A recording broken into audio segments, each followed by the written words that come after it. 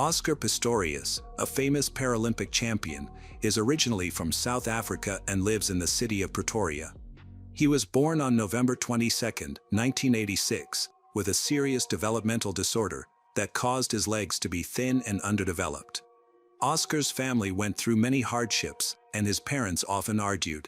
He had a younger sister, and after her birth, his parents decided to divorce.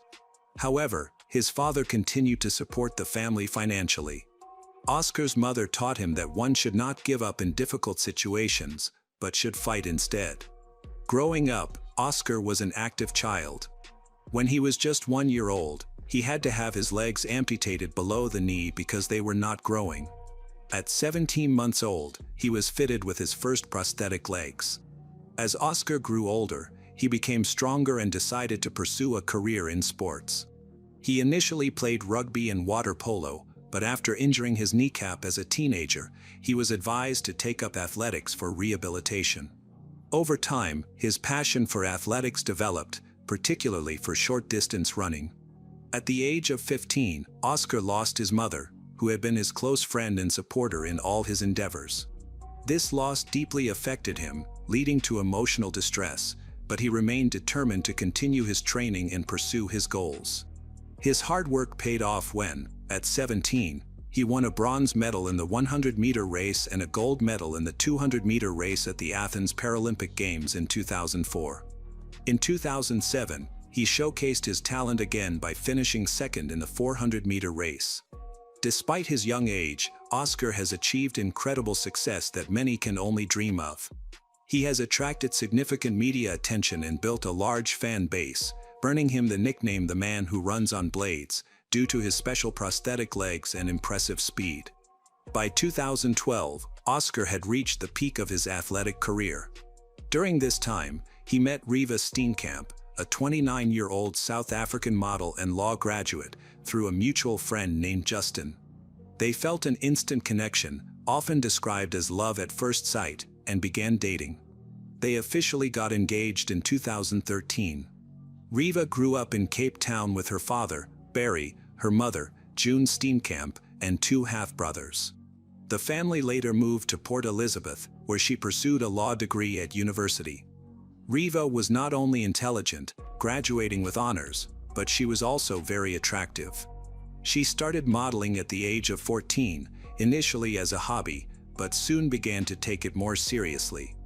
By the age of 29, she had become a well-known face in fashion magazines, frequently appearing on television and participating in various shows.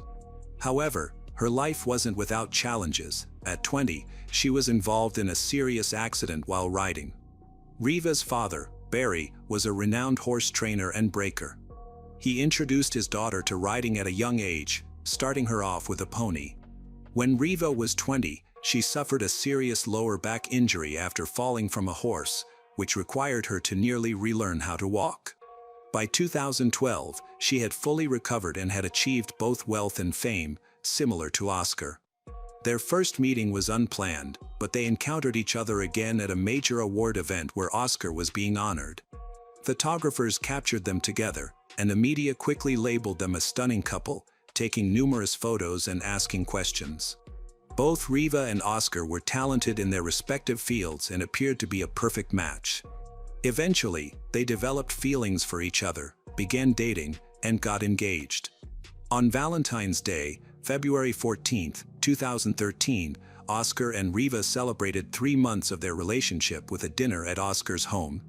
Oscar lived in a mansion located within a gated community, where all the houses were similar to his and were surrounded by tall fences for security.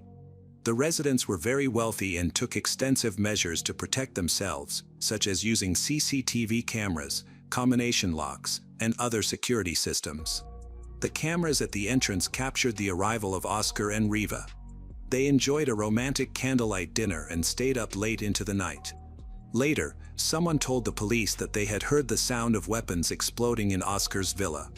Emergency services quickly arrived at the scene where a crowd had gathered to understand what had happened. Paramedics entered the house and found a girl lying on the bathroom floor, covered in blood. After examining her, they realized she was beyond help, she was dead. Oscar was found in the house, in a state of shock. The police tried to calm him, but he was so distressed that he couldn't comprehend what they were saying. He cried and screamed, eventually managing to explain that he had killed her because he thought she was a burglar. According to Oscar, after dinner, he and Riva went to bed. Early the next morning, he went out onto the balcony to get some fresh air, predicting that it would be a hot day. Suddenly, he heard a noise coming from the bathroom. Although he knew Riva was in bed with him, he didn't check on her. Believing that someone had broken into the house, he took a weapon from the nightstand where he always kept it. In his youth, he had been attacked by an unstable person and had received threats from envious individuals, which is why he took security seriously and kept weapons at home. That morning, however, he hadn't put on his prostheses and felt defenseless. When he heard a noise behind the bathroom door, he attacked it, trying to act quickly. Unfortunately, there was no burglar, only Riva, who had woken up and gone to the bathroom. Upon realizing her tragic mistake, she screamed for help, but it was too late. An investigation showed that Riva had been attacked 4 times. The first bullet struck her thigh, the second ricocheted and hit her back, the third shot hit her shoulder, and the final, fatal shot struck her head, killing her instantly. An investigation showed that Riva had been attacked 4 times. The first bullet struck her thigh, the second ricocheted and hit her back, the third shot hit her shoulder, and the final, fatal shot struck her head, killing her instantly. Early in the morning, Riva's family received a phone call that filled June, her mother, with dread. She hesitated to answer, knowing that calls at such an early hour often bring bad news. Inspector Bada delivered the heartbreaking information, causing her world to crumble. She struggled to stay upright as her legs gave way. Riva's father experienced several heart attacks after learning of her death.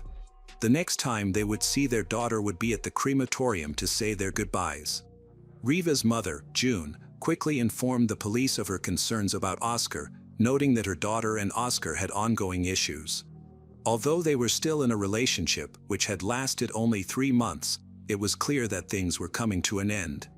Riva's friend supported this perspective, revealing that Riva had expressed her desire to clarify their relationship on Valentine's Day and to break up amicably while remaining friends. Both the mother and friend shared similar views on the situation. In contrast, Oscar's friends expressed a different opinion, claiming that he was very happy in his relationship with Riva. The murder of Riva, a well-known model, by Oscar, a prominent Paralympic athlete, attracted significant media attention, leading to varying public opinions about the incident. Some people believed Oscar's explanation that the attack was accidental, while others suspected he may have had intentions to harm Riva. The authorities had not reached a consensus on Oscar's version of the incident. Many aspects of Oscar's story seemed to align with the details of his relationship with Riva.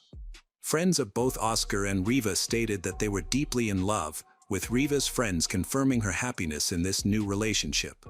She had previously experienced toxic relationships and felt fortunate to have found a good partner. Surveillance footage from a supermarket 2 days before the incident showed Oscar and Riva happily hugging and kissing while they shopped, appearing to be a couple in good spirits. This footage was presented as evidence during the investigation. However, a confusing detail emerged. Riva's friend claimed that she planned to visit Oscar's house on Valentine's Day to end their relationship, which raises questions. Why would she choose such a romantic day for a breakup? Additionally, during a police search of Oscar's home, they discovered a gift that Riva had prepared for him, a beautifully decorated frame with a collage of their happy moments together, accompanied by a heartfelt note expressing her love. This made it hard to believe that she intended to break up with him before giving such a romantic gift. The trial received significant media coverage, revealing an important detail. Oscar was deeply concerned about his safety and feared that someone might break into his house at night. This fear had troubled him since childhood, possibly inherited from his mother. After Oscar's parents separated, his mother and the children continued to live in a cottage where a thief had once broken in. Oscar, who has used prosthetic legs since birth, would take them off at home, leaving him vulnerable and unable to escape in an emergency. This fear was corroborated by Oscar's psychologist and his brother's friends. The weapon he had that morning was unlicensed and intended for self-defense. Riva's mother, June, informed the police that Riva's relationship with Oscar had recently taken a turn for the worse. A friend of Riva confirmed this, and several neighbors provided further insight. One woman testified that she heard Riva scream the night of the murder, describing it as a scream filled with fear, indicating that Riva was terrified for her life. Another neighbor, called as a witness by the defense, claimed he heard screams too, but he was convinced they were from a man, not a woman.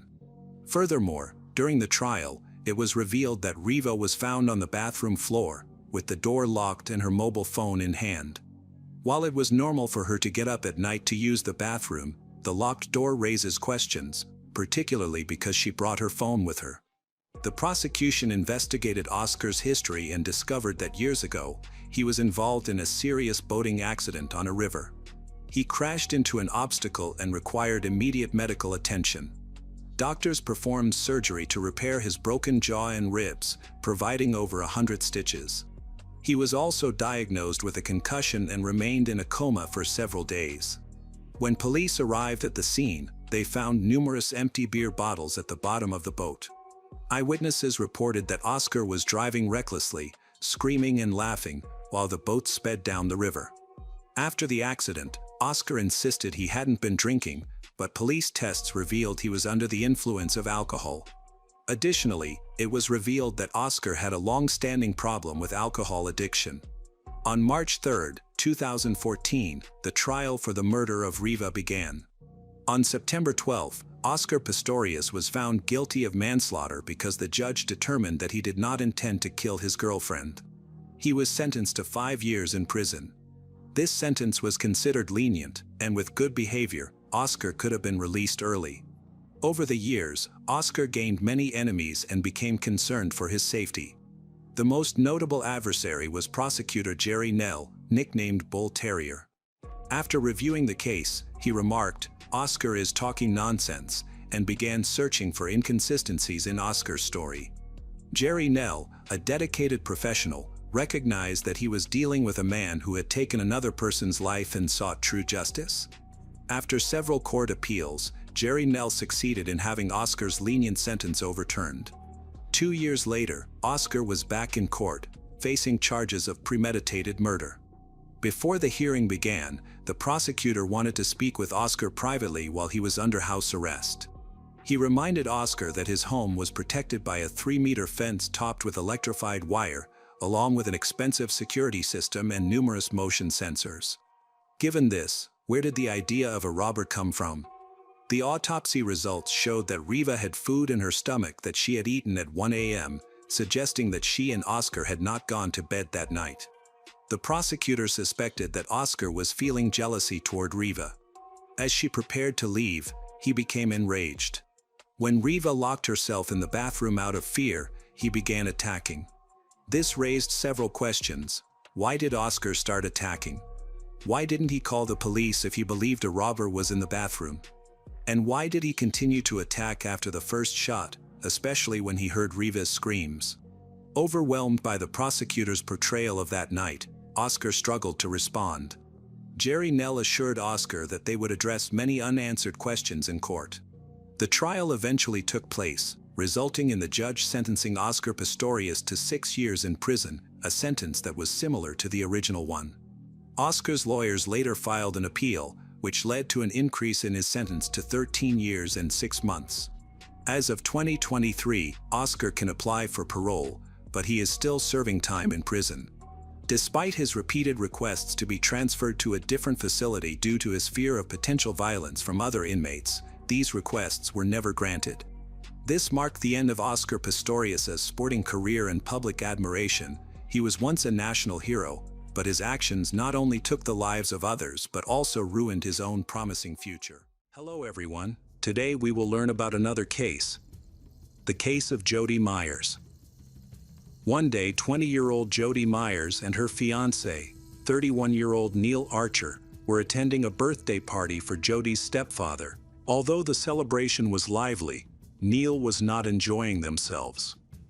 Neil was reluctant to participate and chose to sit in Jody's car, while she mingled with family and friends by the fireplace. Jody frequently had to return to the car to convince Neil to join the party. Some guests even brought him snacks in hopes of cheering him up. Around 8:30 p.m. Neil and Jody left the party, and their argument occurred at home. Jody's mother, Lucy, received a message from her daughter stating that she couldn't come home that night because she had broken up with Neil, and she changed her phone number. Jody mentioned she would let her parents know where she was later, that she had moved to a different area, and that she had quit her job. Once things calmed down, she promised to explain everything in detail. Jody also assured her mother that she was safe, that her friends were with her, and she also expressed her love for her family. The message was poorly written and lacked punctuation, which concerned Lucy. She noticed several spelling errors, which were also unusual for Jody, who generally had no issues with spelling and grammar. Normally, if she made a mistake, she would quickly correct it, but in this case, she did not. One possible explanation for Jody's behavior is that she was feeling rushed or stressed after breaking up with her fiancé the night before. However, it was puzzling why Jody would take the time to write a message when she was likely overwhelmed.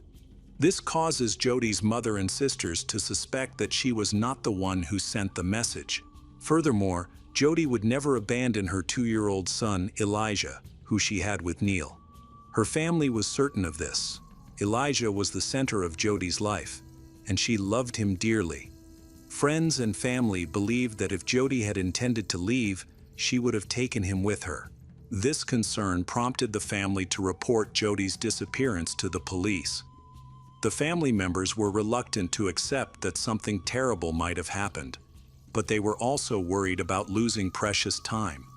Doubts began to arise in their minds, and they feared that the police might not take their report seriously, as cases of missing young women who had argued with their fiancés were often overlooked. However, the police treated Jody's family's report with great seriousness. They were particularly concerned that Jody had left her child behind, which was an unusual situation they couldn't ignore. Detectives quickly launched a search, and public worry grew when it became known that someone had used Jody's bank card to withdraw $250 from an ATM in the city center. This raised the possibility that either Jody was nearby and intended to return, or an unknown person was trying to cover up the situation. Jody Myers was officially reported missing, prompting an investigation. Jody's story quickly gained attention across, especially among investigative teams. Authorities interviewed everyone close to Jody, including her fiancé Neil, but none could provide useful information about her whereabouts. Neil, being the last person to see her, shared details with the police. He revealed that he and Jody had argued on their way home from a party. During the drive, Jody angrily threw her ring out of the window, and the police later searched for it. Neil also stated that he last saw Jody when she got into a red Nissan X-Trail with an unknown man and woman. The police did not disclose that Neil was their main focus. They described him as a valuable witness, but at that point, he was their only person of interest.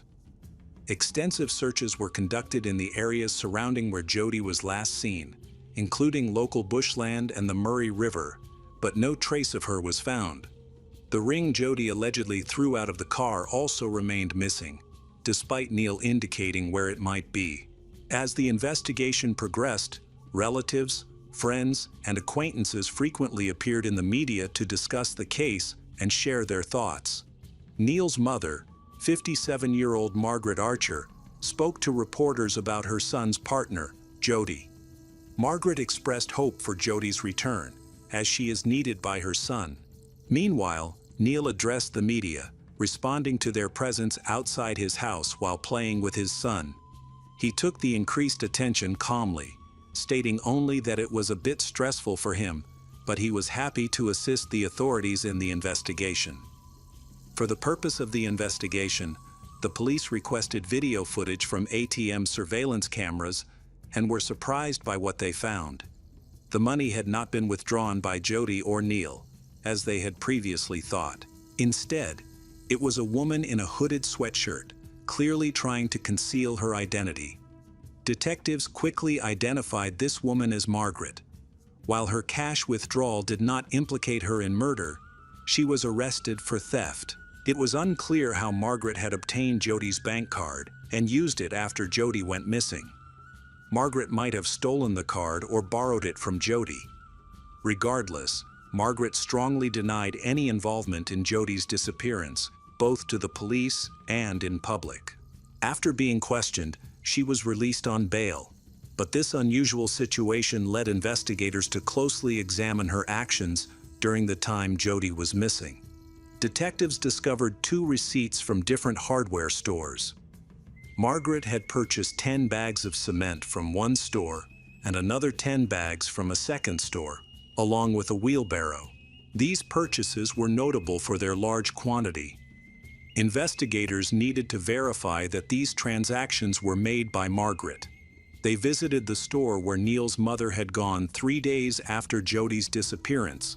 After reviewing the surveillance footage, they confirmed that Margaret had indeed bought a large amount of cement. However, they questioned why she needed so much. While buying construction materials is not illegal, detectives still needed to understand the context of those purchases. The purchase had been made with the exact amount that Margaret withdrew from the ATM, which left the police confused, until they spoke with Margaret's husband, Lawrence. He explained that on the day Jody went missing, he was in Tasmania.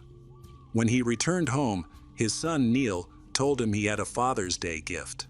Since Neil rarely showed generosity, he was intrigued. Neil led him to the yard, where a freshly poured concrete slab lay in the shed, which Neil had just finished. Lawrence was surprised, as he thought of Neil as lazy and selfish, but he could see that his son had done a lot of hard work. He thanked Neil for the gift and began sharing stories about his trip to Tasmania. As the detectives listened, they began to connect the dots, realizing that Neil was no longer just a witness. He was now the main suspect in Jody's disappearance. At the same time, Neil's brother, Aaron Archer, felt guilty because he knew something, but was afraid to speak up for fear of implicating his family.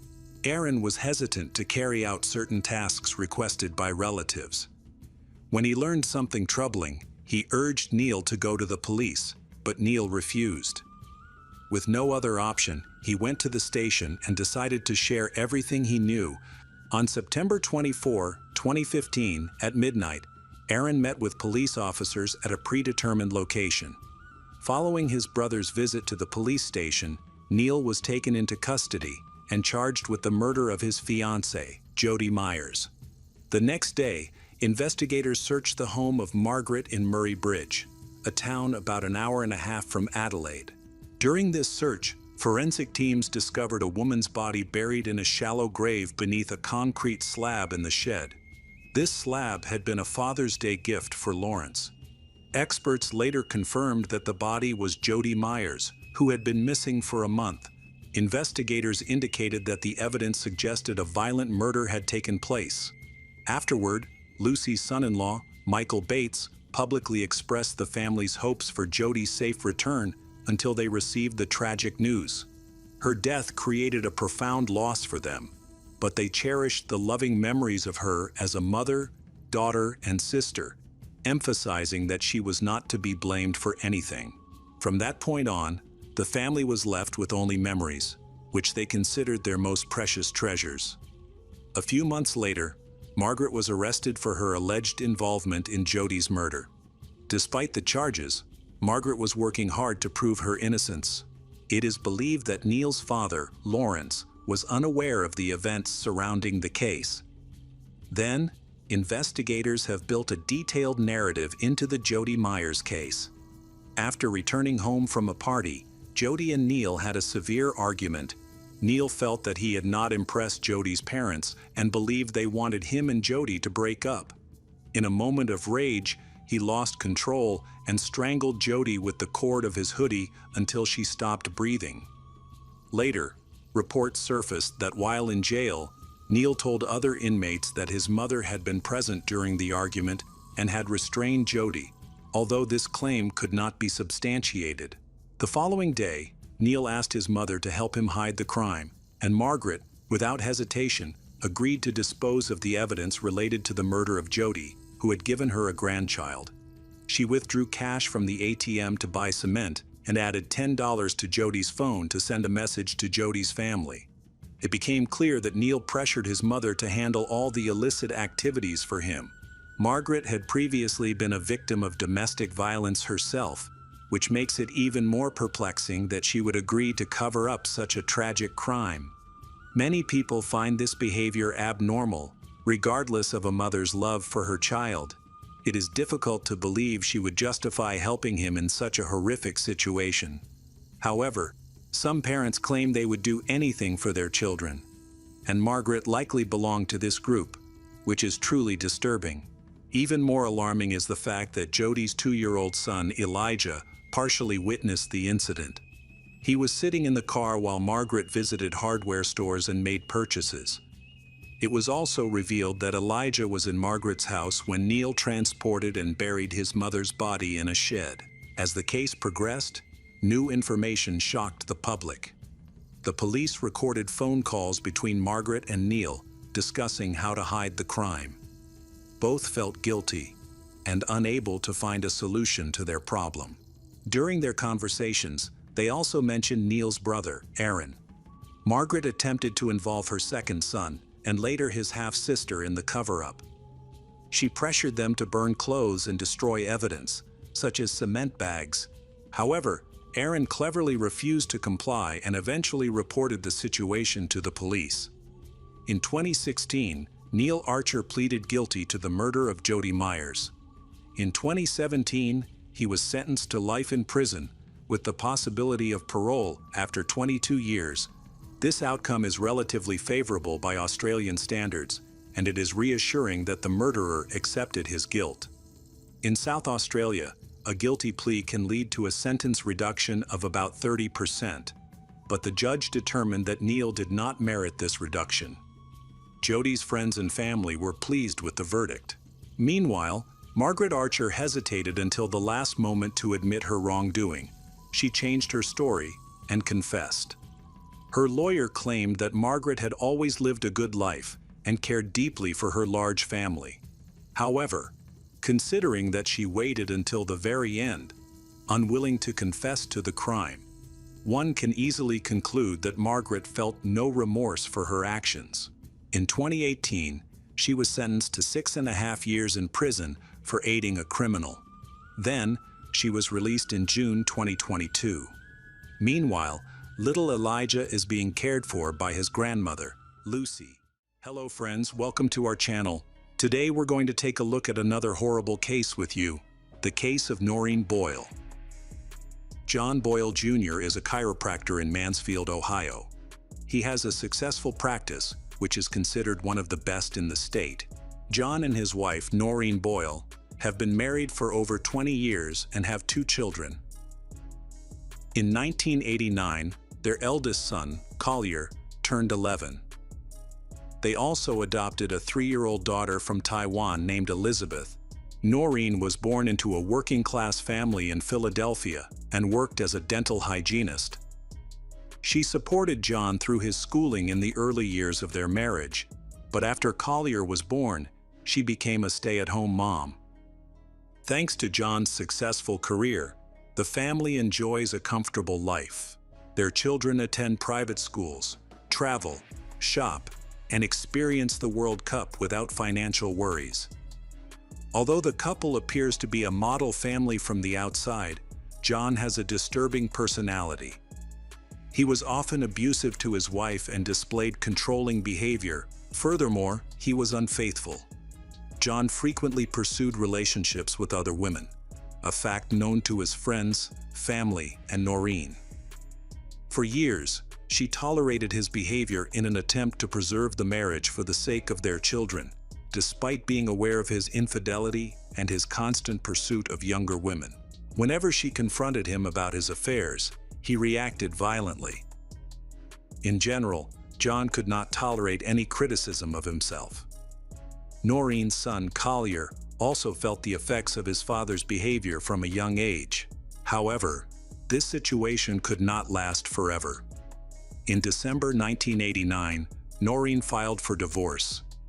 John did not want to end their marriage because he was happy with his family life and relationships. In an attempt to save their marriage, he planned to move his family and private practice to Erie, Pennsylvania, nearly 2 hours away from their old home. Their situation was not as promising as he had hoped. John persuaded Noreen to stay for New Year's and to continue working on their problems afterward. The family celebrated the holidays at their old home, with John's mother in attendance. He asked his mother to babysit the children because he planned to leave again after midnight when everyone was in bed. Later, Noreen and John argued on New Year's Eve. Elizabeth, the youngest daughter in the family, was confused by the situation, and Collier was worried. John's mother put Collier to bed, and just as he was about to fall asleep, he suddenly heard Noreen's loud scream, followed by 2 thuds, as if something had hit the wall, and then silence. Afterward, someone walked around the house for a long time, even opening the door and standing in the doorway for a while. Collier was so frightened that he pretended to be asleep and stayed that way until morning. Despite his fear, 11-year-old Collier got out of bed early on January 1. When everything was quiet, he explored the house. His mother was missing, but John seemed to be either awake or not yet asleep. Collier asked his father where his mother was. John replied that she had left after their argument. He assured Collier that she would be back soon, and John's mother agreed with him. The boy waited for Noreen to return, but days passed without her. Shelley Bowden, Noreen's best friend, had been in close contact with her, especially during her divorce. Shelley was quick to criticize John's claims about Noreen's disappearance. She had planned to meet Noreen for lunch just after New Year's to discuss important matters, but Noreen never showed up and ignored her calls. This behavior was completely out of character for the Noreen she knew, and Shelley worried that something was wrong. Shelley repeatedly stressed that Noreen would never abandon her child under any circumstances. Out of concern, Shelley reported Noreen missing to the police. However, the police dismissed her concerns and reminded her that adults have the right to go wherever they want, without informing anyone. Shelley argued that Noreen was a responsible woman who would never leave her child, especially a 3-year-old who needed her. Collier picked up the phone book, found the police station number, and reported that something was wrong with his mother. The police responded quickly and went to Noreen's house. When they arrived, they immediately noticed that the boy looked scared and desperate for help. Unfortunately, they were unable to communicate effectively, but the police could see the fear in Collier's eyes, especially when he glanced at his father. When John asked the police who had contacted them, they did not reveal the truth, lying that one of Noreen's relatives had called. However, the police accepted John's explanation that she had simply left after an argument, and everyone believed it. Noreen was reported missing, and weeks passed without anyone questioning John's claim that she had left. However, Collier could not believe that his mother would abandon him. After hearing Noreen's relative's story, the police returned to Noreen's house. They searched every room thoroughly, but found no alarming evidence. Forensic experts examined the house and found no signs of foul play. Despite this, the police were able to speak to Collier, who recounted what he had heard on New Year's Eve, including Noreen's suspicious screams and banging on the walls. There was strong suspicion that John was involved in his wife's disappearance. Collier's sister, Elizabeth, who was 3 years old at the time, may have witnessed the incident. She told the police that she saw her father hit her mother on the head, then put her on the floor and wrapped her up like a snowman. However, due to her age, her testimony was not considered in the investigation. Soon after, a pregnant young woman named Sherry Lee Campbell moved into their home, replacing his wife. John claimed that Sherry was not pregnant with his child, and that they had only met after his wife had gone missing. He said that he had taken pity on Sherry and offered to let her stay. He also mentioned serious problems in his marriage and stated that Sherry would leave when his wife returned. While investigating the missing persons case, the police discovered revealing information about John's personal life. It turned out that his relationship with Sherry had been going on for much longer than he had admitted. There was a strong possibility that she was pregnant with his child, casting doubt on his story. Despite alarming details that raised suspicions, no concrete evidence was ever found, and Noreen remains missing. Furthermore, the theory that she ran away seems implausible. She had not made any purchases, used any credit cards, or contacted her children or relatives for weeks, which was highly suspicious. While examining the house and piecing together the events of Noreen's final days before her disappearance, the police learned that Noreen had been suffering from John's betrayal and infidelity for years. Sherry was the one having an affair with John, which drove Noreen away from her family. Sherry claimed that she only started dating John after his wife went missing, which was clearly untrue.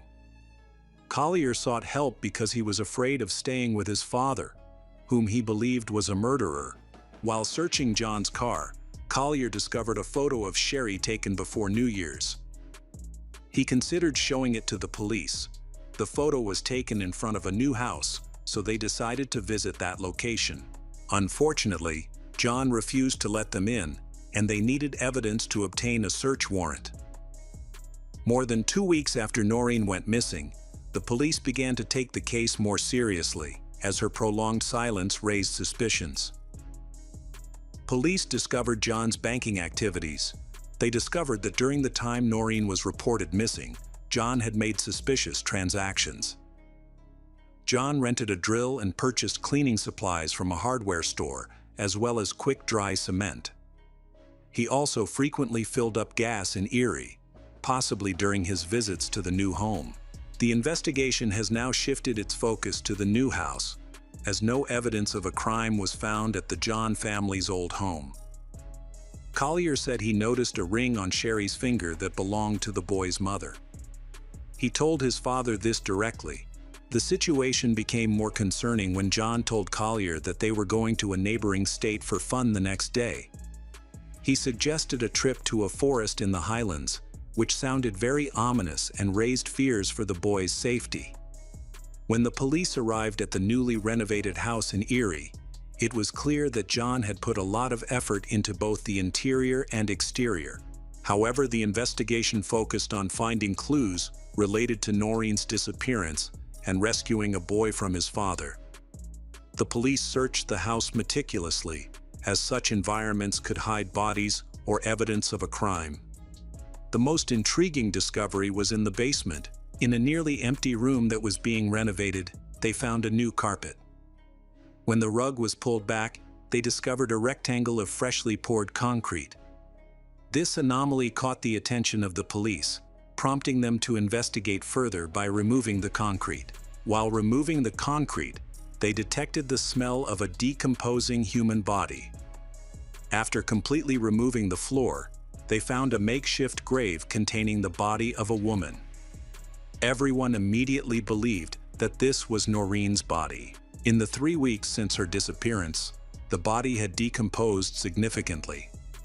The condition of the body was so poor that dental records were needed for identification.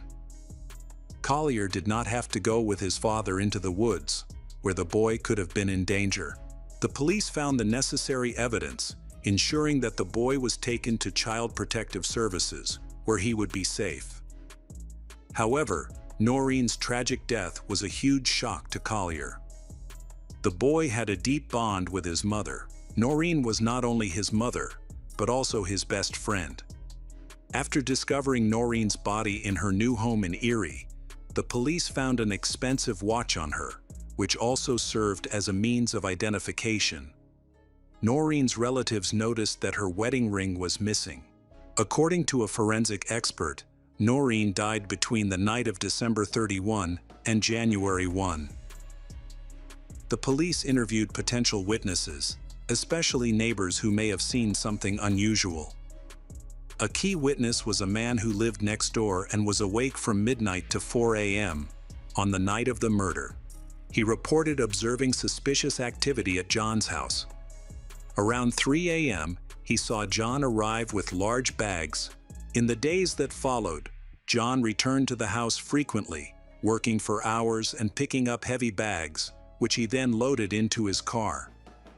The police suspected that the bags contained soil and construction debris, possibly related to the creation of a grave in the concrete floor. Interestingly, Sherry was wearing a ring that was identical to Noreen's missing ring. Collier could easily recall the ring his mother had worn, especially since there was a memorable story associated with the gift his mother had shared with him. This made him instantly recognize the ring on Sherry's hand. The police later learned that John had taken the ring from Noreen to give to his new partner, Sherry. Upon learning of this, Sherry was furious and immediately ended her relationship with John. The police then questioned John's mother, who had been with the children on the night of the incident. She claimed that she had not heard anything suspicious and vehemently denied any wrongdoing. Collier recalled an argument between his parents that he had heard before falling asleep. He was suddenly awakened by a terrifying scream and a loud bang on the wall, followed by silence. The police determined that John had inflicted a serious head injury on his wife. He then wrapped her head in a plastic bag, presumably to conceal any blood at the crime scene. John then went to check on his son, Collier. Collier vividly remembered his father standing in the doorway, staring at him. During this time, the boy pretended to be asleep, instinctively sensing danger. Collier now looks back on that moment with horror, wondering what his father might have done if he had realized that the boy was awake and had heard everything. Despite John's meticulous planning, he failed to create a credible story to explain his wife's disappearance. John cleaned the house thoroughly, leaving no forensic evidence of the crime. No traces of Noreen's DNA were found in the vehicle used to transport the body. Clearly, John was meticulous in his actions. When John struck his wife on the head, he avoided breaking the skin, resulting in no blood. He quickly covered her head with a bag, indicating intentionality. The pickup truck left no evidence, and not even the plastic bag covering her head left any fingerprints. Killers often leave traces on objects they forget to clean, but John was meticulous. He ensured that the entire crime scene was cleaned up after Noreen went missing. The police discovered circumstantial evidence. 2 days before his wife's death, John rented a drill, indicating that he was planning the murder. During the same period, he purchased cleaning supplies and quick-drying cement. John loaded his pickup truck with construction debris, waste, and soil, and drove to a location where he could dispose of it without restrictions. This decision turned out to be a serious mistake. When the police investigated and analyzed the debris, they confirmed that the concrete came from the basement of John's house. He had a motive to get rid of his troubled wife, Noreen, without going through a costly divorce. The investigation uncovered strong evidence against John, and Collier, who was only 12 years old, became a key witness. He understood that he would have to testify against his own father in court, which would greatly strengthen the prosecution's case. The prosecutor's office indicated that John could potentially face a prison sentence. For Collier, meanwhile, the situation posed difficult challenges. He struggled with the stigma of being known as the son of a murderer. Collier harbors resentment towards his father for taking away his mother through his terrible actions. John's defense team developed strategies to challenge the prosecution's case. They focused on undermining the prosecution's methods, arguing that many rules were ignored when interacting with child witnesses. Notably, no adults were present during many of the interviews, which the defense claimed was illegal. Furthermore, the defense believed that the police may have influenced the child to provide information that would incriminate his father in his mother's death, thus violating due process.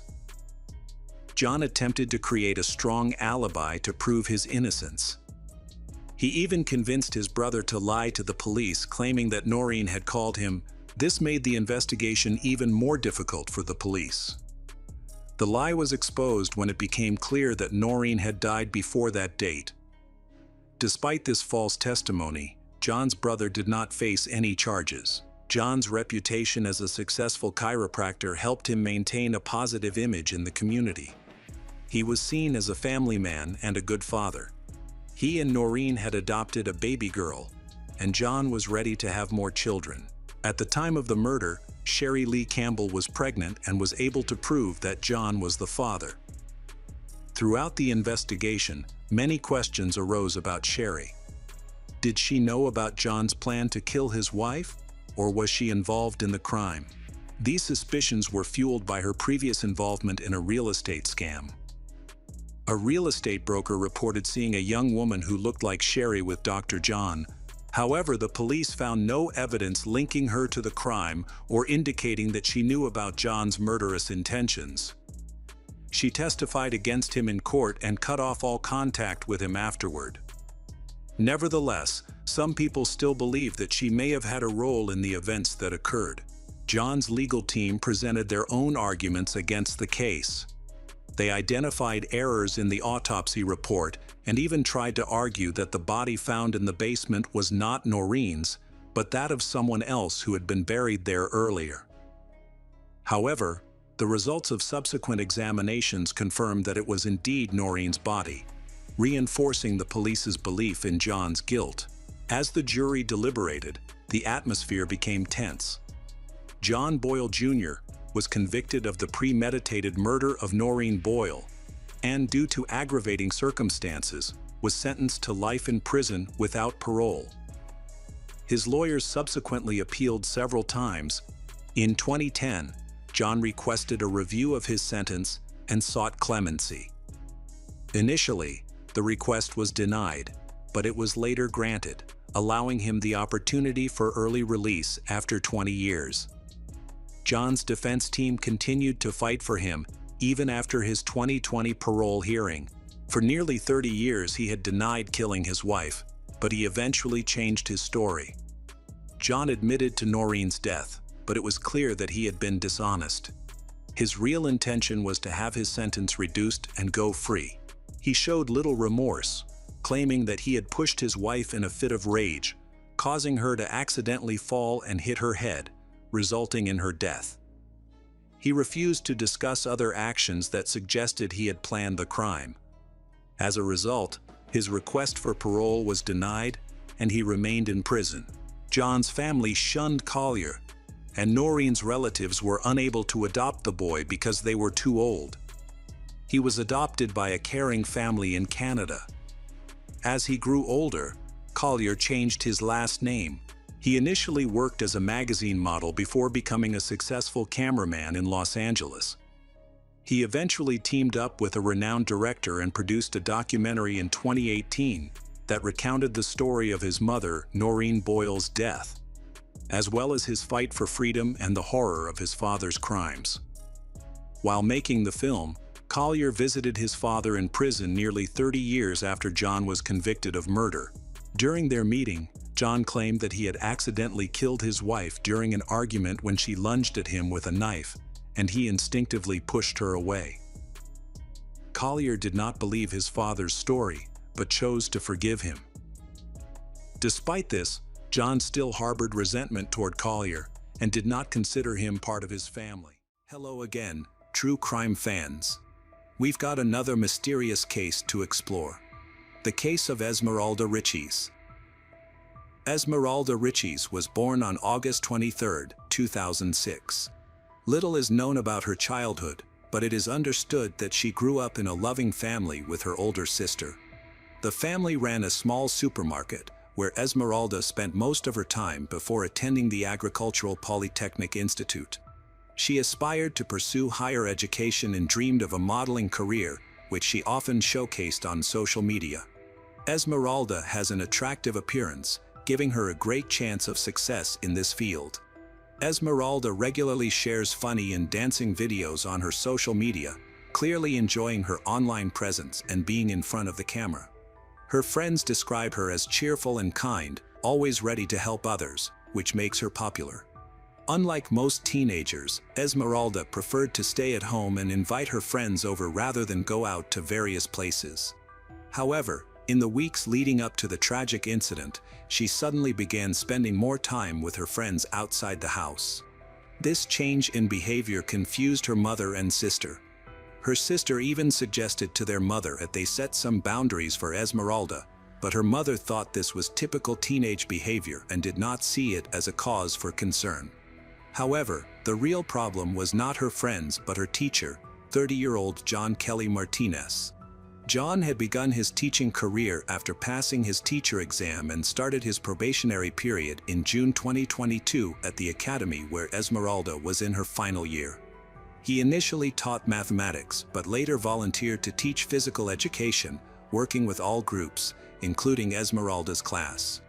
At that time, John was married with 2 daughters. He was known to be responsible and considerate, getting along with most of the students, and he was especially close to Esmeralda. At first, John and Esmeralda's relationship was merely that of a teacher and student. However, over time, John developed a special interest in her and gained her trust.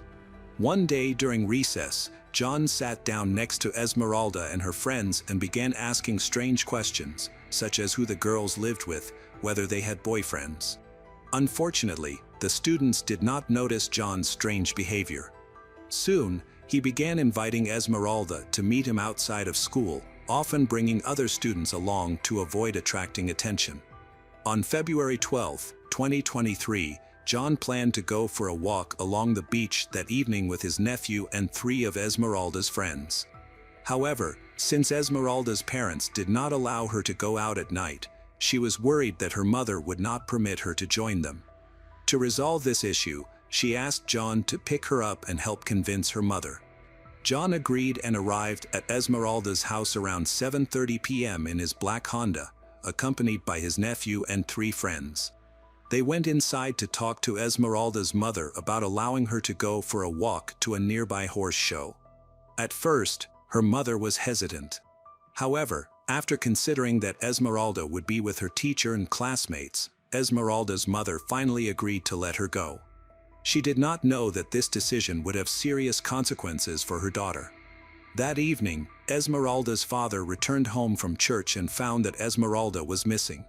When he asked his wife where she was, Esmeralda's mother explained that she had allowed Esmeralda to go for a walk. Esmeralda's father became angry, but she assured him that Esmeralda was with her teacher and classmates. As the night wore on and it became 11 p.m., Esmeralda still had not returned. Esmeralda's father called her, and surprisingly, she answered immediately, saying that she was on her way back from the beach and would be home in 10 minutes. Her father went outside to wait for her because she did not have her keys. A few minutes later, Esmeralda arrived home, accompanied by a friend and John. After seeing the girls off, John left immediately. Esmeralda's parents found her looking worried and pale, almost too weak to walk. Her friend helped her into the room and laid her down. Worried about her condition, her mother asked if Esmeralda had been drinking. Esmeralda replied that she had only had a sip of wine, which upset her mother. Esmeralda's father began scolding her for coming home late. During the argument, Esmeralda got up to go to the bathroom.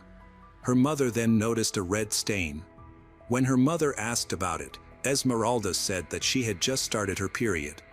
Her mother found this strange because she believed her daughter had finished her period a few days earlier. Nevertheless, she chose not to question the matter further. On the morning of February 13th, Esmeralda sent a text message to her friend asking for help, saying that she was bleeding. Around 6 a.m., Esmeralda's mother noticed that her daughter had not yet woken up for school. She knocked on Esmeralda's bedroom door, expecting her to wake up, but there was no answer. Worried, her parents entered the room and were horrified to find it empty and the bed covered in blood. They rushed into the bathroom and discovered Esmeralda. When they ran closer to check, her parents found that Esmeralda was dead. Overwhelmed with grief, they called the police. The police arrived, and around 8 a.m., Esmeralda's body was taken to the National Institute of Forensic Medicine for an autopsy to determine the cause of death. Her family was shocked, not knowing the details, but they suspected that something terrible had happened the night she went out. They discovered several text messages on Esmeralda's phone to her friend, indicating that a hard object had been inserted into her genitals, along with a voice message asking for help. At the time, the family was unaware of Esmeralda's relationship with John, but they quickly identified him as the prime suspect, prompting an investigation into the events of that night. The parents of 3 teenage girls who were with Esmeralda that night turned over their cell phones to the police to assist in the investigation. The police found several text messages from Esmeralda's friend, who drove her home, indicating that Esmeralda had begun bleeding from the 5 pills John had provided to induce an abortion. Esmeralda's friends urged her to go to the hospital, but she refused. Text messages showed that she had passed out several times while in John's car on the way home. The girls' phones also displayed messages from John asking about Esmeralda's condition. On the morning of Tuesday, February 14th, John was arrested and taken to the police station as the prime suspect in Esmeralda's death.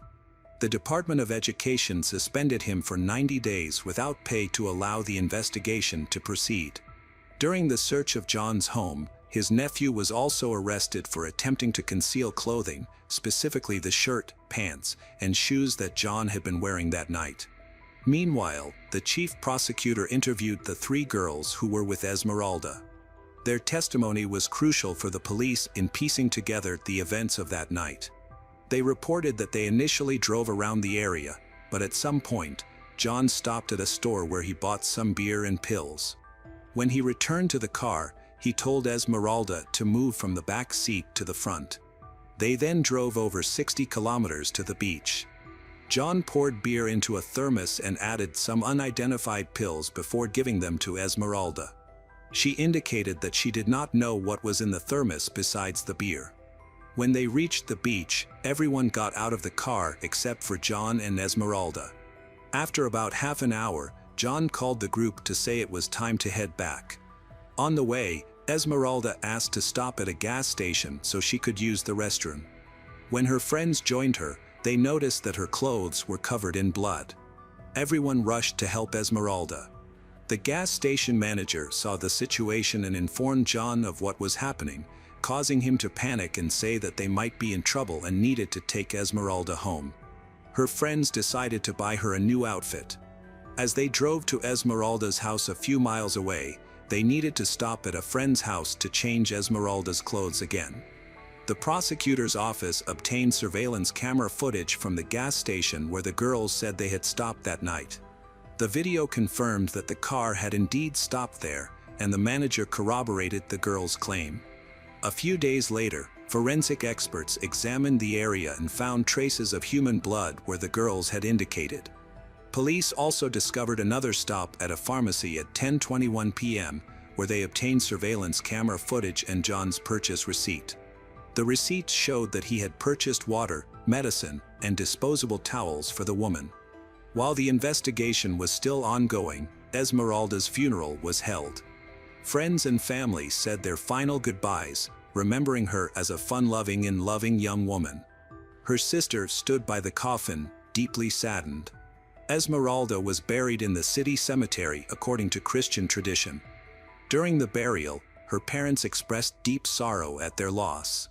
They lamented that their daughter had not confided in them about her troubles or sought help, believing that if she had, she might still be alive. Esmeralda's sister mentioned that she had frequently asked Esmeralda about her relationship with the teacher, but Esmeralda always denied any relationship. Their father stated that he had never met John before that tragic night and insisted that if he had been home, he would have prevented this situation from occurring. There are many theories about Esmeralda's death. Some believe she died of a heart attack, while others think it was due to blood loss from the abortion pill that John gave her after their encounter. These speculations were put to rest when the autopsy results were released. The report revealed that Esmeralda died from a ruptured vagina, which resulted in severe bleeding and hemorrhagic shock due to the abuse. The hemorrhagic shock eventually damaged Esmeralda's heart, preventing it from pumping enough blood. The doctor who performed the autopsy insisted on conducting toxicology tests to rule out pregnancy.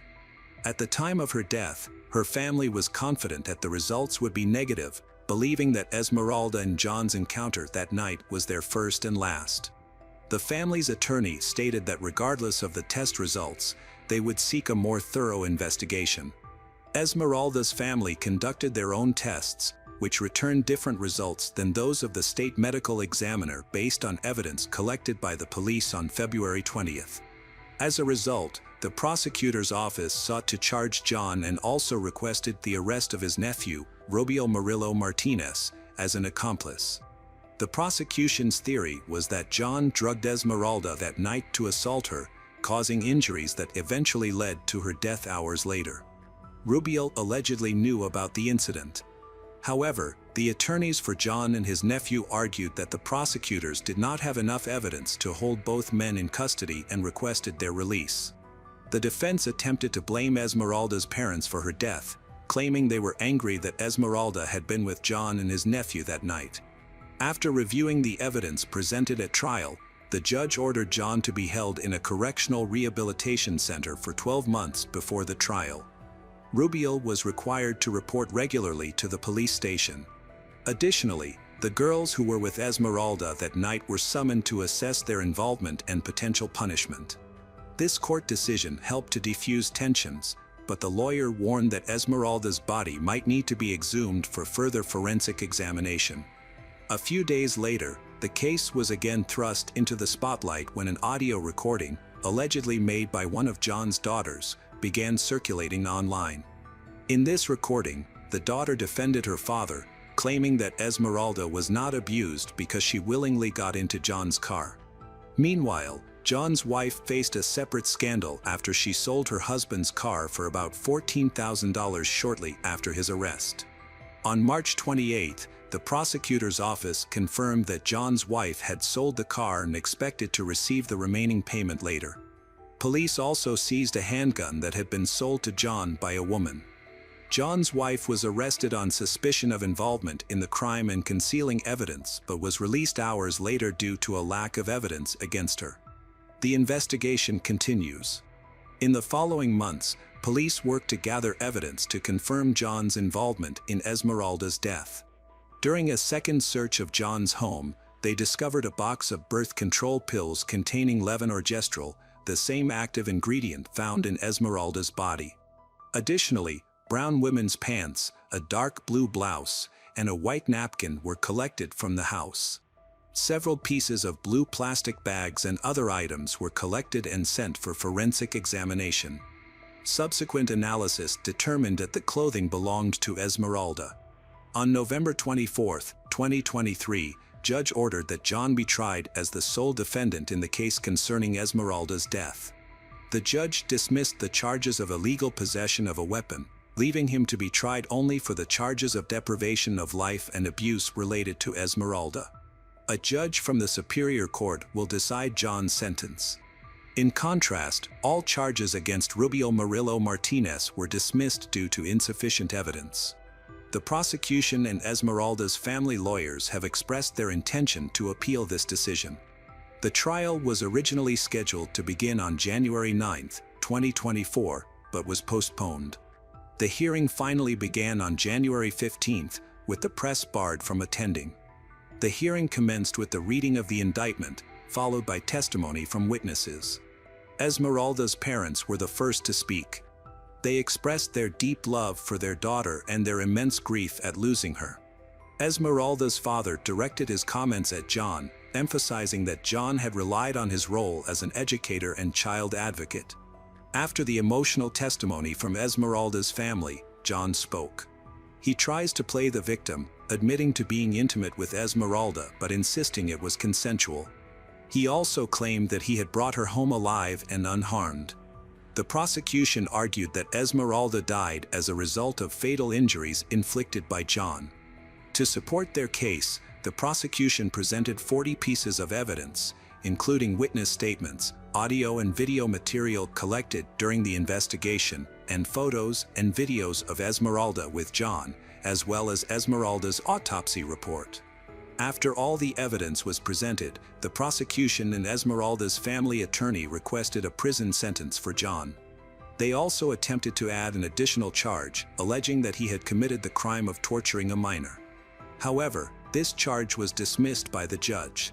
On March 14, 2024, the court found John Kelly Martinez guilty and sentenced him to 20 years in prison. He was ordered to pay Esmeralda's family $33,000 in restitution, along with a $3,400 fine.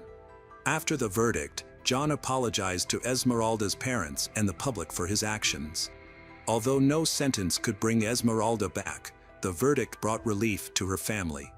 They expressed their gratitude to everyone involved in the investigation and trial and stated that they were satisfied with the outcome. Esmeralda's mother described her daughter as a cheerful and happy girl. After her death, her mother tried to call her many times, struggling to accept the loss. Esmeralda's father used to wake her up every morning, but now he will never have that chance again. Both of Esmeralda's parents pray for the strength to overcome their grief, but they find it difficult to forgive John. Esmeralda's tragic story has deeply affected many people. Her life ended, highlighting the importance of maintaining appropriate boundaries in the teacher-student relationship. Hello everyone, today we will learn about another case. The case of Amy Mullis. Love triangles are among the most common causes of domestic crimes. This is a story about the Mullis family's farm in Ulville, Iowa, USA, a quiet and peaceful place with a close-knit community. On November 10, 2018, the younger Mullis children stayed home while their parents worked with their oldest son, Tristan, in one of the farm's pig barns. The family divided responsibilities among themselves to ensure everyone handled tasks they were best suited for. On that day, Tristan was cleaning the barn while his father, Todd Mullis, checked the electrical equipment. Tristan's mother, Amy, joined them a little later. When she entered the barn, she tripped over a bucket and nearly fell. Just a day before this incident, Amy had been experiencing health issues, including dizziness and pain. She had visited the doctor multiple times for similar problems. It seemed she hadn't fully recovered, yet she still decided to work. Noticing his wife's exhaustion, her husband suggested that she go home and rest. Todd mentioned that she could assist him later once he finished the main tasks with Tristan. Amy agreed but wanted to complete a small chore first. She intended to visit the nearby shed to retrieve a carrier for their animals, as they needed to take their cat to the veterinary clinic the following day. After Amy left, the father and son continued their work together. Eventually, Todd glanced out the window and noticed that the door of the distant shed was still open, even though Amy had been gone for quite some time. She should have returned by now with the carrier and closed the barn. Growing concerned that something might have happened, he worried that his wife might have fallen again due to her dizziness. He then asked Tristan to go outside and check what was happening. Perhaps his mother needed help. When Tristan arrived at the shed, he was shocked to see his mother with the tines of a corn rake protruding from her body. He rushed inside and realized it was critical. He immediately called for his father. Todd quickly ran to the source of the scream and recognized that he needed to act fast. He instructed his son to fetch the family pickup truck. Tristan was already skilled at driving and could navigate the property swiftly. While Tristan went for the truck, Todd attempted to help Amy and carry her out of the shed. The rake made it difficult for him to maneuver through the narrow space, forcing him to pull it out of her body. By the time Tristan arrived with the pickup truck, Todd had loaded Amy into the vehicle and quickly took the driver's seat. Tristan held his dying mother in his arms as his father called 911. The dispatcher received a call from a very agitated man who was shouting for help. Todd reported that an accident had occurred on the farm and that his wife was seriously injured. He explained to the operator that they had found her lying face down in the shed with a corn rake sticking out of her back. The corn rake had 4 straight, sharp tines designed to easily penetrate hay or piles of leaves, and unfortunately, they had pierced her flesh. While he was on the phone with the operator, Amy stopped breathing. The dispatcher instructed him to pull over and provide first aid. Following the operator's guidance, the father and son stopped their vehicle, laid Amy on the ground, alternated performing artificial respiration and chest compressions. Unfortunately, the resuscitation efforts did not have the desired effect. Todd took Amy to the emergency department, but there the doctors could only confirm the death of her. The police then called the father and son to the station to take their statements while forensic experts examined the scene. Tristan supported his father's account, which helped establish a solid alibi for Todd. Tristan firmly asserted that he had not taken his eyes off his father until he saw the rake protruding from his mother's back. He believes that a tragic accident has occurred. During the initial investigation, most of Tristan's account was corroborated. When Tristan and his father discovered Amy, she was still alive but unconscious. The police also interviewed Todd, who stated that he did not know how his wife was injured, as he was not present when it occurred. Todd speculated that she might have fallen onto a corn rake, possibly due to feeling dizzy. Although this explanation seems somewhat far-fetched, law enforcement chose to wait for the medical examiner's findings before drawing conclusions. The report arrived quickly, raising further questions. Notably, there were 6 puncture wounds from the corn rake, which was puzzling since the tool only had 4 prongs, meaning it should have left only 4 marks. The medical examiner noted that Amy had other injuries, including a bruise on her upper lip and several fresh bruises on her face. There were also similar bruises on her arms and legs, some of which appeared to be defensive wounds, suggesting that she had been in a struggle with at least one other person. There was no doubt that it was not an accident. It was clear that Amy had been attacked. Detectives began investigating the murder, and after new developments emerged, forensic experts returned to the barn to closely examine the scene and validate the coroner's suspicions. During the initial examination right after the incident, it was already dark, so the detectives needed to conduct a thorough inspection this time.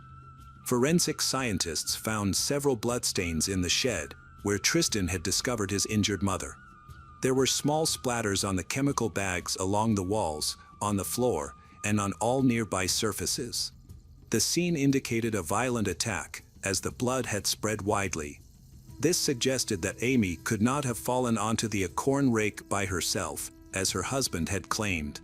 She had been beaten with a farming tool, receiving 2 or 3 blows. The area where the crime occurred had been overall very peaceful. In the last 10 years, this was only the 4th murder. For this reason, law enforcement officials decided to seek assistance from state authorities, who had much more experience in solving such cases.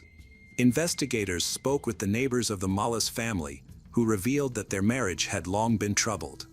Their spouses were experiencing difficulties, frequently argued, even though the husband was known to be calm and non-confrontational. This raised suspicions among the police, leading them to believe that Todd not be telling the truth. He had a motive, making him the primary suspect in the case. Consequently, the police began to examine him more closely. The tragic loss of Amy, a kind and vibrant person, shocked the local community.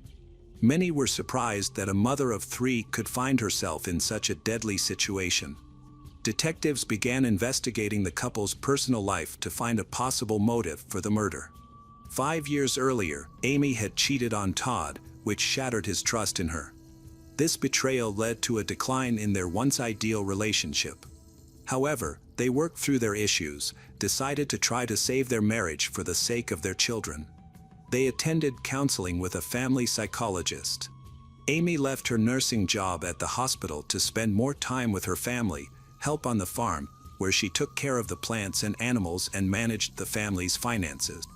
She told her friends that she quit her job at Todd's, urging to avoid new temptations. Meanwhile, Todd also made an effort to spend more time with Amy and their children. Despite these efforts, the psychologist observed that Todd could never fully regain his trust in Amy. Amy spent all her time on the farm, where Todd was usually present both day and night. As a result, Todd's behavior became much more controlling than it had been before. Later, Amy expressed her frustration, saying that her husband was practically monitoring her. They seemed to have reached an agreement about how they spent their time together, which Todd believed was a way to rebuild trust in their relationship. However, this situation became a major issue for Amy. she jokingly referred to herself as her husband's prisoner, she shared with her close friends. Todd even restricted Amy's friendships, deciding who she could communicate with and what interests she could pursue. One of the friends he allowed, Patricia Christopherson, noted that since 2018, Amy had stopped feeling joy in her marriage. Patricia claimed that even a year earlier, Amy had been unhappy, and her affair was a way to escape Todd's excessive control. Others in their circle suspected that Todd was involved in the murder. Several witnesses supported claims that Todd had total control over his wife and exhibited suspicious behavior. However, Todd presented a different narrative.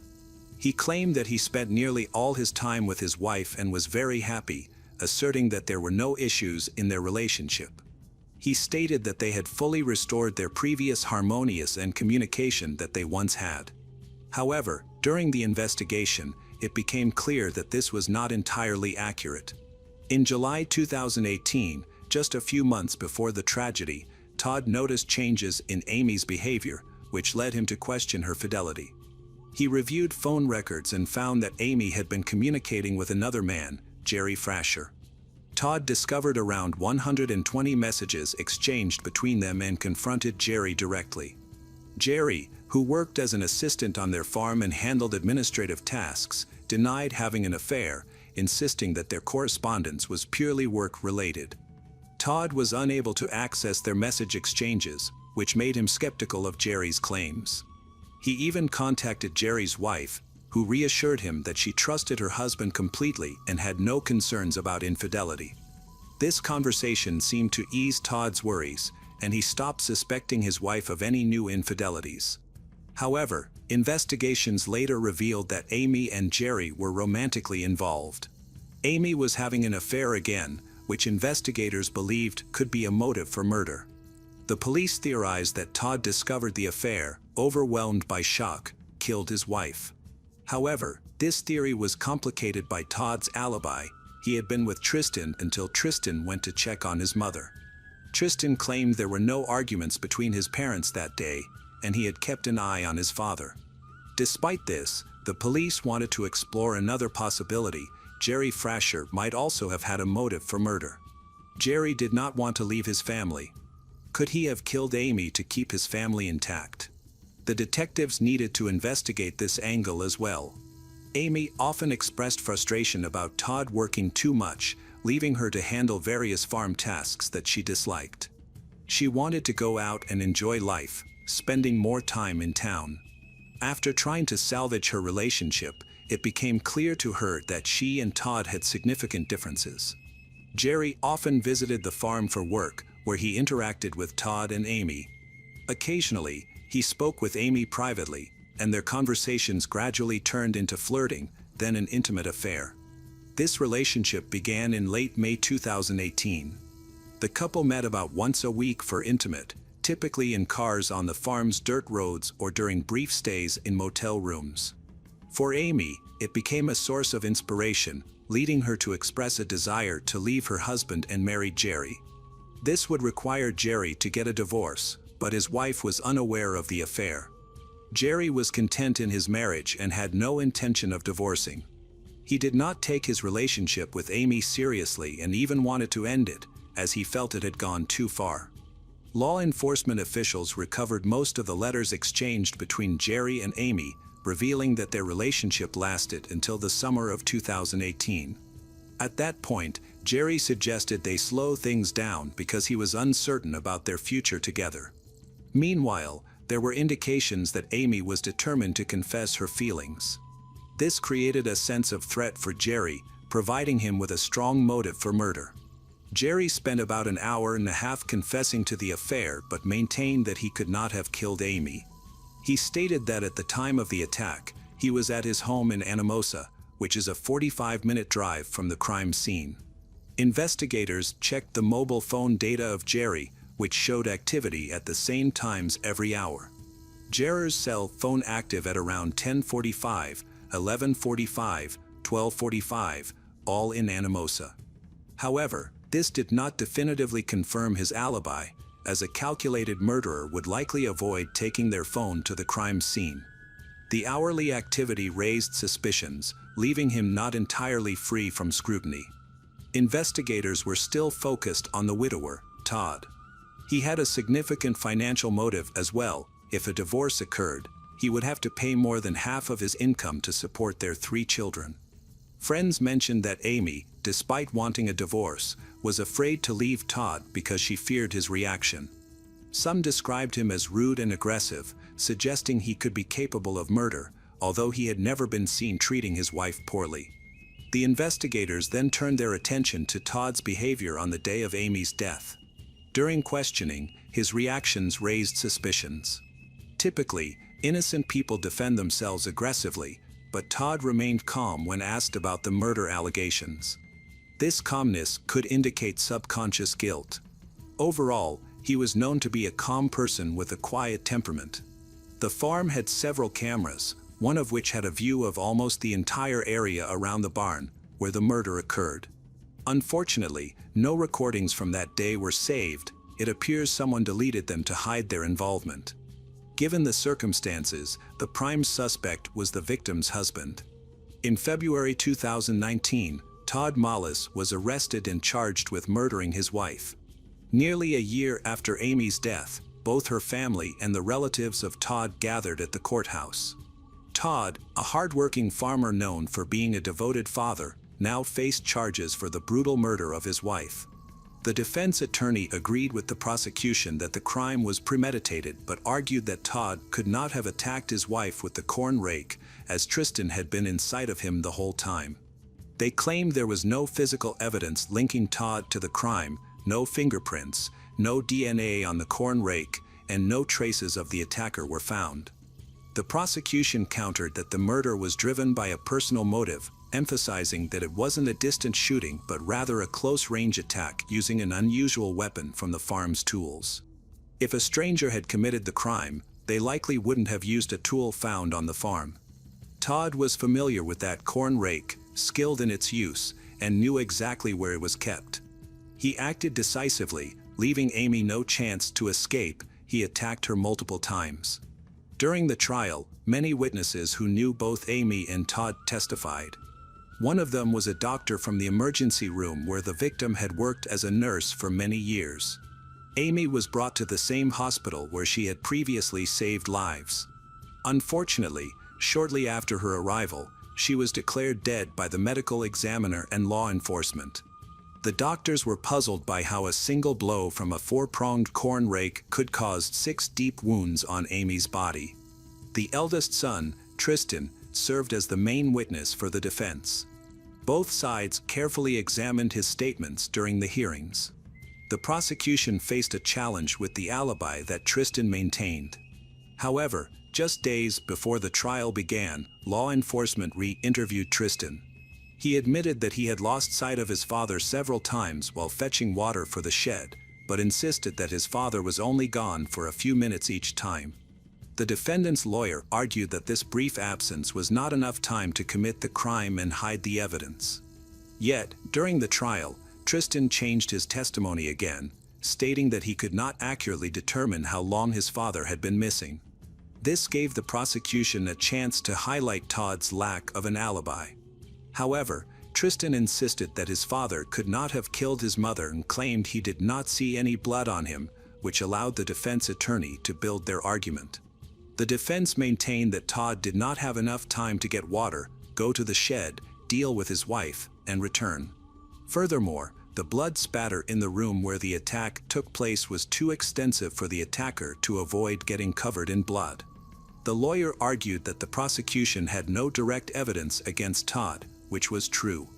The case also leaned on the search histories of both the victim and the accused. Amy had searched online about how infidelity could affect property division in a divorce, while Todd's phone had concerning searches related to the consequences of murder. During the trial, Todd spent 3 hours answering the prosecutor's questions, maintaining his innocence and claiming he was unaware of Amy's new relationship. He explained to the jury that the security cameras were not functioning during the attack because, in his view, the cats had accidentally disconnected the wires while looking for a warm spot. Investigators was revealed that the cameras had been out of order for 2 weeks before Amy's death, and Todd only repaired the system after the police discovered the disconnected wires.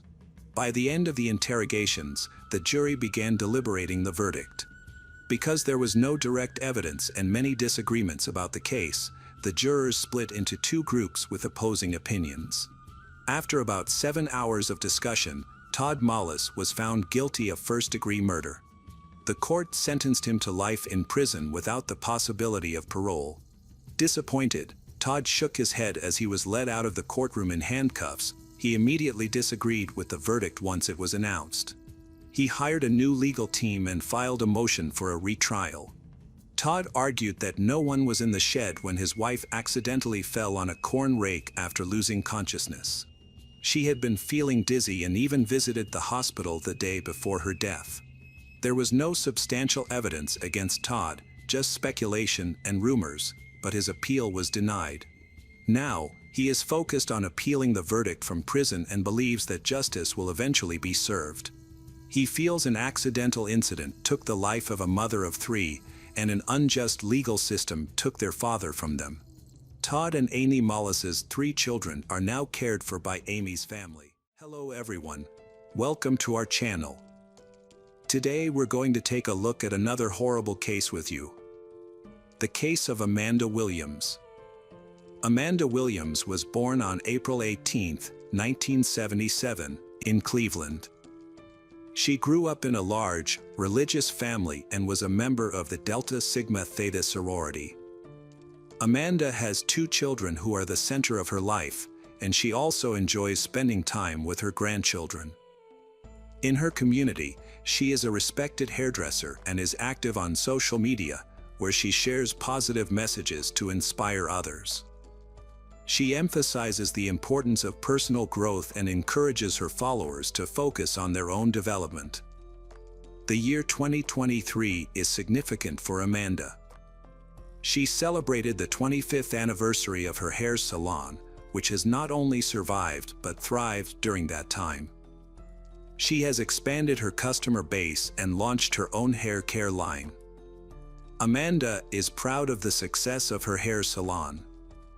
In her personal life, she currently lives with her fiancé, Terrell Edwards, who is 41. They have been together for 6 years. Terrell works at a hospital while also delivering groceries part-time.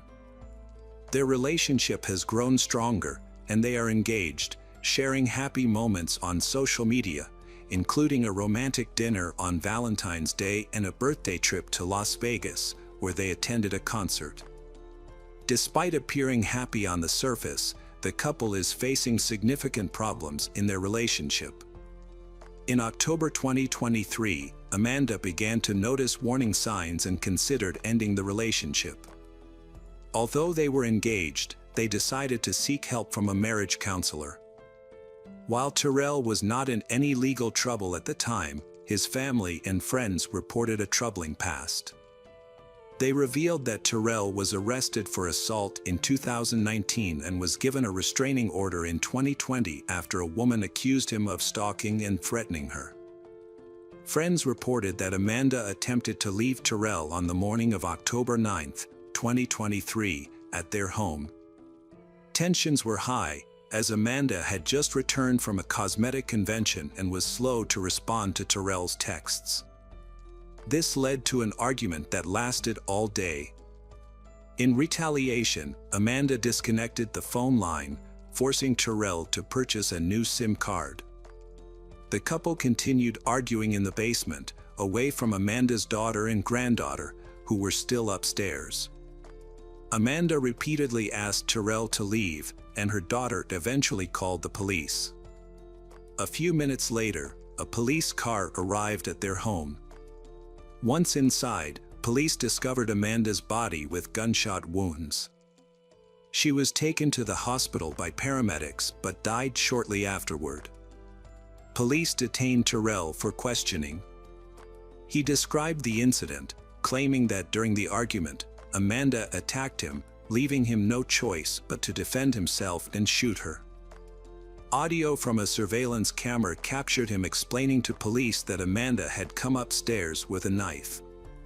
He recounted the incident, saying that Amanda grabbed his phone and smashed the screen with the knife. After throwing the phone aside, he said that Amanda chased him across the room. He jumped onto the bed, and when she lunged at him with the knife, he pulled a gun from under the mattress and fired. He claimed that he tried to calm her down and asked her to put the knife away, but his attempts were unsuccessful. Terrell was eventually released due to insufficient evidence to charge him. The county sheriff and prosecutors stated that the investigation is ongoing. They appealed to residents for support and encouraged anyone with information to come forward. The situation has devastated Amanda's family, who are determined to seek justice. Amanda's brother, who vowed to fight for justice, stressed that Amanda was loved by many. Meanwhile, Amanda's mother struggles to come to terms with her daughter's death, haunted by the thought that Amanda feared for her children in her final moments. Amanda's mother sought justice for her daughter, stating that Amanda did not deserve what had happened to her. Her brother wanted justice not only for Amanda but for every woman who has suffered domestic violence. The family's lawyer assured Amanda's mother that she had no reason to blame herself, as she was protecting her daughter. He promised that they would present all the evidence necessary to fully understand the crime, assuring her that justice would eventually be served. 23 days after Amanda Williams's death, the police released a statement indicating that they had submitted all relevant information to the chief magistrate. The magistrate decided to file charges in Amanda's case and issued an arrest warrant for Terrell Edwards, the suspect in the murder. The prosecutor concluded from the investigation that Terrell's claim of self-defense was, in fact, part of the charges of attempted aggravated murder, assault, and domestic violence. However, they were unable to locate him, prompting the police to ask him to contact them, which he did on November 3rd. He was later released on $1 million bail. Terrell Edwards's trial began 4 months later, on February 27, 2024. The prosecutor believed that the investigation had clarified the truth and that a jury would determine whether Terrell shot Amanda in self-defense or if it was premeditated murder.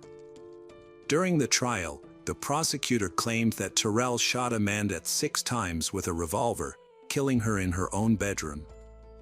He pointed out that Amanda had asked Terrell to leave multiple times, but he refused to do so. The defense argued that Terrell acted out of fear for his life, believing it was self-defense and his only way out. The first witness was a forensic expert who testified that Amanda died from a gunshot wound. She explained that although multiple shots were fired, a single bullet could have caused the fatal wound. The jury viewed a video from Terrell's phone recorded that day, which captured the argument and the sound of gunshots. In the video, Amanda claimed she was defending herself, while Terrell urged her to calm down. The footage showed Amanda in their bedroom, holding a knife and demanding that Terrell leave her home. She then approached Terrell and grabbed his phone, while the recording continued to capture the gunshots. The prosecutor pointed out that in the video, Terrell does not ask Amanda to put down the knife or mention that he has a gun and is going to shoot. He further noted that later in the video, Terrell walks up to the bed where Amanda has a gun hidden under the mattress, while she remains away from him and does not approach. Terrell stated that he feared for his life and believed he had no choice but to shoot Amanda. During the court proceedings, Terrell discussed his relationship with Amanda, their plans to marry, and their experience with a family psychologist to prepare for marriage, describing their relationship as generally positive. However, on October 9, 2023, there was a heated argument between Terrell and Amanda, which was later described in court. While Terrell wanted to resolve their conflict, Amanda insisted that he leave. He noticed something was wrong with Amanda, noting her bloodshot eyes. Although he wanted to stay, Amanda warned him that if he remained, he should be cautious and vigilant. According to Terrell, he then went to the nightstand where Amanda kept 2 guns. He took the guns and carried them to his car. When he returned home, Amanda was on the phone with the police. He decided to pack up and leave. At that point, she was holding a knife, and Terrell began recording the incident on his phone. In court, he claimed that Amanda lunged at him with the knife, but the video showed her placing it on the railing. He couldn't remember everything but stated that at one point, she turned around, and their argument escalated when she grabbed the phone from his hand. Terrell then jumped onto the bed and grabbed a third gun. Terrell recalled Amanda aggressively stabbing the phone screen with a knife as she approached him. In a panic, he grabbed a gun from under the mattress and shot Amanda multiple times. When asked why he did not alert her to the gun or ask her to stop, he claimed in his defense that he never intended to shoot her. He was trying to escape when she attacked. During cross-examination, Terrell's testimony changed. The attorney pointed out that the sound of the knife hitting the phone occurred after Terrell had already grabbed the gun. At that moment, Amanda's daughter ran into the room, and Terrell quickly took her out to protect her. He claimed that he did not want to hurt Amanda's daughter, so he prevented her from entering the room. The prosecutor noted that Amanda had put down the knife before approaching Terrell. However, the defense argued that Amanda could have retrieved the knife after Terrell stopped shooting. The medical examiner stated that Amanda's neck wound would have left her paralyzed, so she would not have been able to hold the knife. After all the evidence was presented, it was time for the jury to reach a verdict in the case against Terrell Edwards. Terrell Edwards was found guilty of murder, assault, and domestic violence. The verdict was announced the following week at the sentencing hearing. The judge reminded everyone to follow the rules of the courtroom and stated that the police were responsible for security. If anyone misbehaved, they were asked to turn off and put away their phones. Terrell insisted that he never intended to harm Amanda. He expressed his wish that Amanda loved him, but Amanda replied that their relationship could never be the same again. The prosecutor stressed that Amanda's daughter did not know about the couple's problems. A photo showed Amanda wearing a mask over her face when she was with her son. Amanda hid the abuse from her family. Although Terrell admitted to his actions, he maintained a different statement in court, claiming that he never harmed Amanda. The prosecutor sought a harsh sentence for Terrell Edwards. In court, Amanda's family, friends, and colleagues were deeply saddened. Simply saying that they would miss her did not begin to express the depth of their loss. During the hearing, Amanda's brother Joey Lewis expressed his deep feelings. Joey shared that they grew up together and that she was like a second mother to him, shaping who he is today. He described Amanda as an extraordinary person who always did the right thing. Joey criticized Terrell, calling him a wolf in sheep's clothing. He referred to Terrell as a clever manipulator who could turn any situation to his advantage. Joey felt unable to forgive Terrell for his actions, noting that if he were in Terrell's shoes, he would have made a better choice instead of following through with his original plan. Joey struggled to understand how Terrell could have acted so cruelly. He recalled a family dinner where Terrell asked for his blessing to marry Amanda, and Joey agreed. However, after recent events, he began to feel guilty about that decision. He was especially upset that Amanda's children had to witness everything that happened. Joey wanted Terrell locked up until Amanda's daughter was old enough to forgive him. At the end of the hearing, the judge commented that no amount of time could truly heal the wounds of this tragedy. Ultimately, Terrell Edwards was sentenced to life in prison, with the possibility of parole in 24 years. Hello everyone, today we will learn about another case. The case of Maria Alejandra Lafuente Caso. The main character of this story is Maria Alejandra Lafuente Caso, an attractive and athletic Mexican woman. She maintained her fitness and took pride in her appearance. Maria Alejandra spent a lot of time at the gym and enjoyed sunny days at the beach. She preferred a tan, disapproved of light-colored hair. She also had a negative view of deep-set eyes, believing her own looks represented the ideal of beauty. Her father's was a psychologist and a well-known psychiatrist. She greatly admired him, which inspired her interest in the sciences. Maria opened a private psychology practice in Mexico City. Her clients were primarily young people dealing with issues such as depression, anxiety, behavioral problems, and relationship challenges.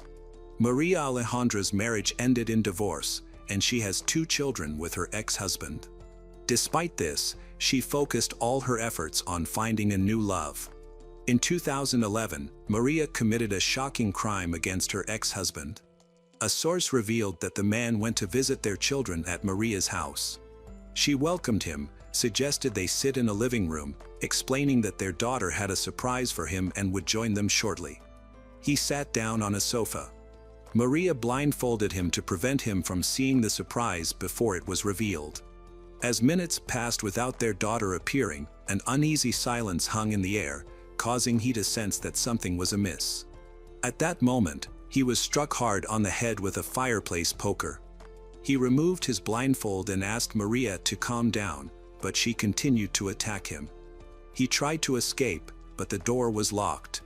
Once Maria felt she had control over him, she took a knife, stabbed him in the stomach and back. Trapped, he attempted to wrestle the knife away, but she bit his hand. She then tried to inject him with a syringe, but he fought back, managed to break free and escape.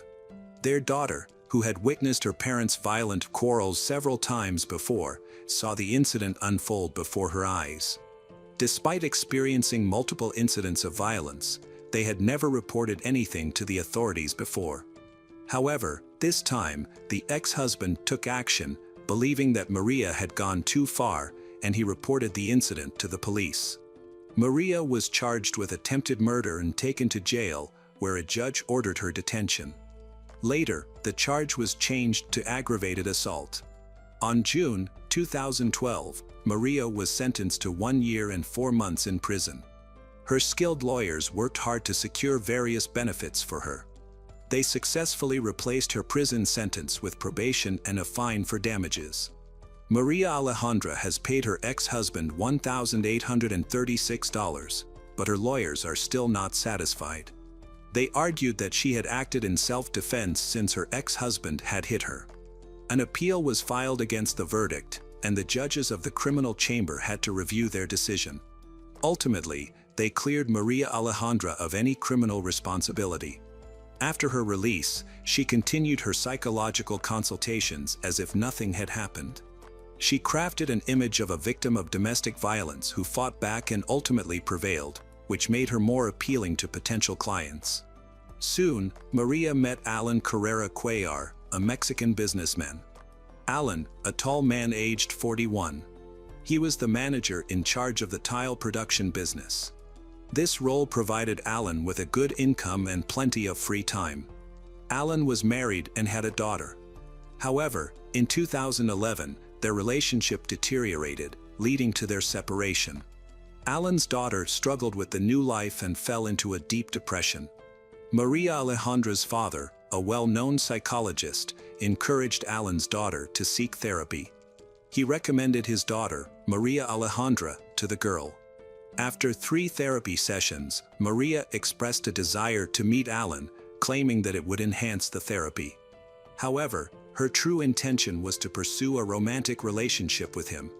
It didn't take long for her to begin a romantic relationship with Alan. When Alan's daughter learned about the situation, she became upset and stopped attending her therapy sessions. Ultimately, Alan chose to marry Maria, unaware of the real reasons behind her divorce from her previous husband. In April 2014, Alan visited his parents for the weekend, shared the news about his fiancée. He mentioning that their wedding would be happening soon and that Maria might be pregnant. They got married the following Monday, but no members of the Caso family attended the ceremony, as they had not received an invitation and were told that the wedding would be very small. Alan's sister later shared that the bride's family, her father, mother, and siblings, attended the wedding celebration. The new bride appeared to be perfect, but her true nature became evident only after the wedding. The relationship between Alan and Maria began to change significantly. Alan was a reserved person, leaving many details about their family life unknown. Alan's family noticed that Maria grew increasingly anxious and prone to fits of anger, prompting them to keep their distance and limit communication with her. One day, Maria decided to check Alan's phone and found disturbing messages that indicated he had a mistress. According to her arguments, this became the last straw because she was tired of the cruel treatment and had no desire to reconcile with Alan's changes. Believing there was no way to save their failing marriage, she chose not to seek therapy or consider divorce. Instead, she fixated on one solution: eliminating her husband. With a cold and calculated mindset, she carefully planned her next move. Meanwhile, Alan lived a normal life, unaware of the serious family conflict. He stuck to his routine, working and spending time with his loved ones. Even though his family disapproved of Maria Alejandra, they maintained regular contact with him through WhatsApp. They felt his marriage was rushed, but they respected his choice and supported him. Suddenly, their communication ceased. October 31st, 2014, was the last day he sent messages to his family. He stopped going to work, didn't visit his parents, and didn't see his daughter from his first marriage. He also ignored phone calls and stopped leaving voice messages. However, he continued to send text messages, although they were somewhat strange. Maria Alejandra executed her plan thoughtfully and coldly. She waited for her husband to come home from work and then gave him a drink laced with a psychoactive substance often used to treat depression and other conditions. This substance had a sedative effect. If taking it in large quantities could cause numbness and impaired movement, which was exactly what happened. Maria Alejandra ensured her husband felt no pain before she stabbed him in the abdomen and watched him die. Her immediate priority was to dispose of his body quickly. She laid him on the bedroom floor and used an electric saw to cut his large body into manageable pieces, which she placed in plastic garbage bags. She put the torso in one bag and the arms and legs in another, then packed these bags into a red suitcase for easier transport. The more identifiable body parts, like the head, hands, and feet, were placed in a different bag, hidden in the kitchen freezer. By around 12:45 a.m., Maria Alejandra called the staff of their residential complex for help loading items into her van, as noted in their log. Security personnel observed her looking around nervously and appearing distressed. Her behavior raised suspicion, and rumors circulated that she had discarded bags containing body parts in 2 different parts of the city. After the suitcase was loaded, she drove away and did not return until after 4 a.m., not leaving the house again. Upon her return, she changed the locks on the doors and informed the security guard that she was going on a trip with her husband. After that, there were no further updates about her. A few days later, on November 7, 2014, city police found a human torso in a neighborhood at the intersection of 2 streets. In the afternoon, agents from the Federal Ministry of Public Security reported that various human remains had also been found, including arms and legs without hands and feet, all of which were contained in black plastic bags. The locations of the bags were quite far apart. The remains were sent to a forensic laboratory, where anthropologists confirmed they belonged to one person, but they lacked the means to identify the individual at that time. To mislead Alan's relatives and prevent them from contacting the police, Maria Alejandra used her husband's phone to respond to incoming messages. This tactic allowed her to temporarily prevent anyone from suspecting Alan's tragic fate. She needed time to come up with a plan to evade responsibility, similar to how she had acted after attacking her first husband. Alan's siblings and daughter received WhatsApp messages that seemed to express his regret about the marriage. He claimed he was struggling with problems but had recently met a wonderful woman and was now dating her. In other messages, which contradicted each other, he mentioned that he enjoyed being alone, while in others, he talked about traveling. At the same time, Maria Alejandra's father began calling Alan's father's home to ask if they knew the whereabouts of his daughter. He had been searching for several days without receiving any news from her. Later, He called Alan's parents again and informed them that Maria Alejandra was supposedly at the National Institute, where she was being treated for depression caused by Alan's alleged infidelity. Maria's father also noted that his daughter was suffering from paranoia, thinking that the police were hunting her, and this became another reason for her hospitalization. The confusion and deception lasted for months until December, a time when families gather and spend time together for the holidays. Therefore, Alan's family and close friends decided to visit him, but once again, Maria Alejandra got ahead of them. She warned that she and her husband would not be home because they had decided to take a spontaneous vacation, which alarmed Alan's relatives, especially since Maria's father had recently reported that his daughter was in a psychiatric clinic.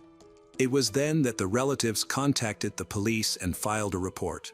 Authorities needed several days to make the necessary inquiries and analyze the situation. Prosecutors exchanged information with staff from the Missing Persons Assistance Center, and their collaboration helped significantly advance the investigation. Experts compared the characteristics of the human remains found with the descriptions of various missing persons.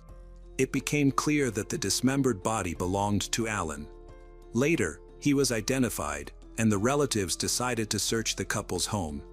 Upon arrival, officers encountered Maria Alejandra, who was taken to the station where a search warrant was issued. Once all the formalities were settled, the police searched the house for evidence and found Alan's head, hands stored in the freezer, along with an electric saw. During the inspection of the rooms, experts used luminol tests and discovered traces of blood in one of the rooms, in the bathroom. They also noticed that there was a cut-out hole in the surface of the mattress and a piece of carpet was missing. All of this was done to conceal traces of fluids. Later, it was established that parts of Alan's body were found on these items. Initially, Maria Alejandra gave testimony as a witness, but when the contradictions became too obvious, she was reclassified as a suspect. It was revealed that she had sent a message from her husband's mobile phone to make his family believe that he was alive and did not report his disappearance. Maria Alejandra claimed she had not seen him for several days and had not even communicated with him by phone, using her position as a psychologist to try to prove her innocence. She showed a registration card from the psychiatric clinic dated to coincide with the date of Alan's presumed death.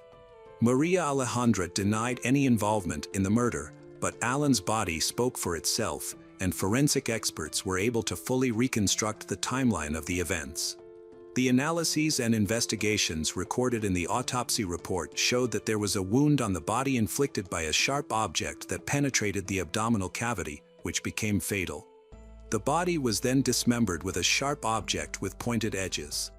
After the relevant study results were obtained, it became known that Alan had died between the last hours of November 5, 2014, and the early morning of the following day. The collected evidence allowed investigators to establish a direct link between Maria and the brutal death of her husband. It was also discovered where she was on that fateful day, aided by a surveillance log of the building, which recorded the specific time she left the house and her return. There was also an incident involving a heavy suitcase that someone helped her put into the car.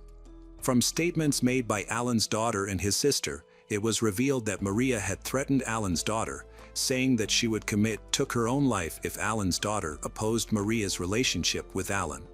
Although Maria tried to pretend she was undergoing treatment in a psychiatric clinic to avoid responsibility, the specialists found no evidence of her mental illness. Cornered by irrefutable evidence, Maria Alejandra had no choice but to confess to attacking her husband, but she immediately justified herself by saying she was tired of the violence from his side. On December 2014, the judge issued a detention order on charges of murder with aggravating circumstances. After her arrest, Maria Alejandra was taken to the Women's Social Rehabilitation Center in Mexico City. Later, new information emerged that allegedly indicated Maria Alejandra's involvement in other violent acts resulting in death. Her ex-husband managed to escape from her, and there is also an unidentified victim who may have been killed by her in 2012. These incidents have led to suspicions that her father aided in these crimes, helping to cover them up and divert public attention. In Alan's case, it is believed that Maria's father was not only involved in concealing the acts but also in planning the attack. The motive behind these events is believed to be purely economic. However, justice could not fully substantiate this claim. After 8 years, on September 2022, the Attorney General's Office of the Capital announced the final verdict for involuntary manslaughter. Maria Alejandra Lafuente Caso was sentenced to 46 years and 6 months in prison for the murder of her husband, Alan Carrera Cuellar. Following the verdict, she was not allowed to appeal or receive any alternative or leniency measures. Additionally, she was required to cover damages and funeral costs. She lost her political rights. Maria Alejandra used her father's influence and protection to commit crimes against the men in her life without remorse. After evading punishment for attacking her first husband, she successfully portrayed herself as a victim, showcasing her manipulative skills. Just 3 years later, she killed her second husband with chilling composure. She meticulously planned this crime and even feigned mental illness to avoid accountability again, but this time, her actions caught up with her.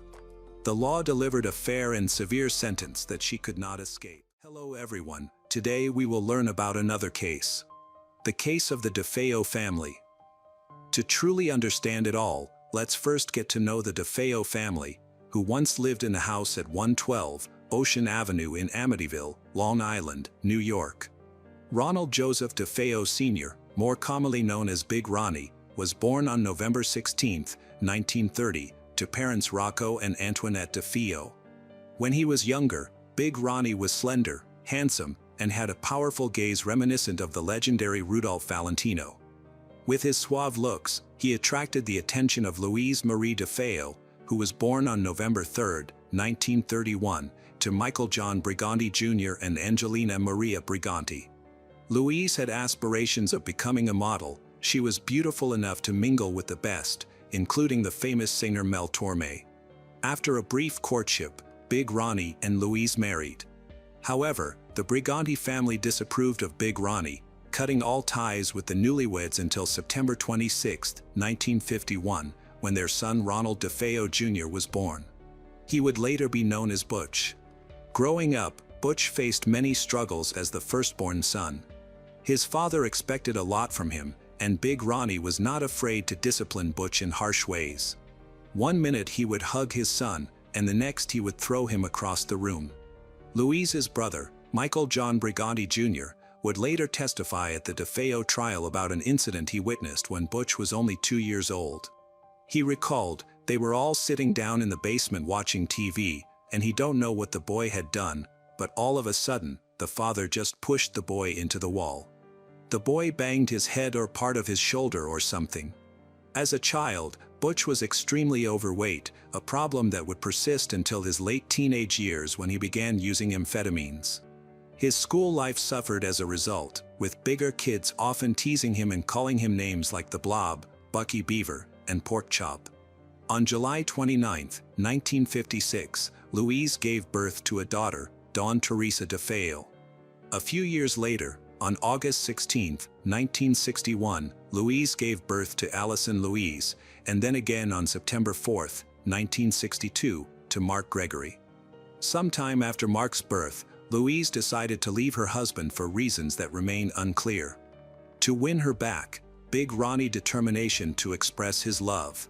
On October 24, 1965, Big Ronnie was blessed with a third son, John Matthew.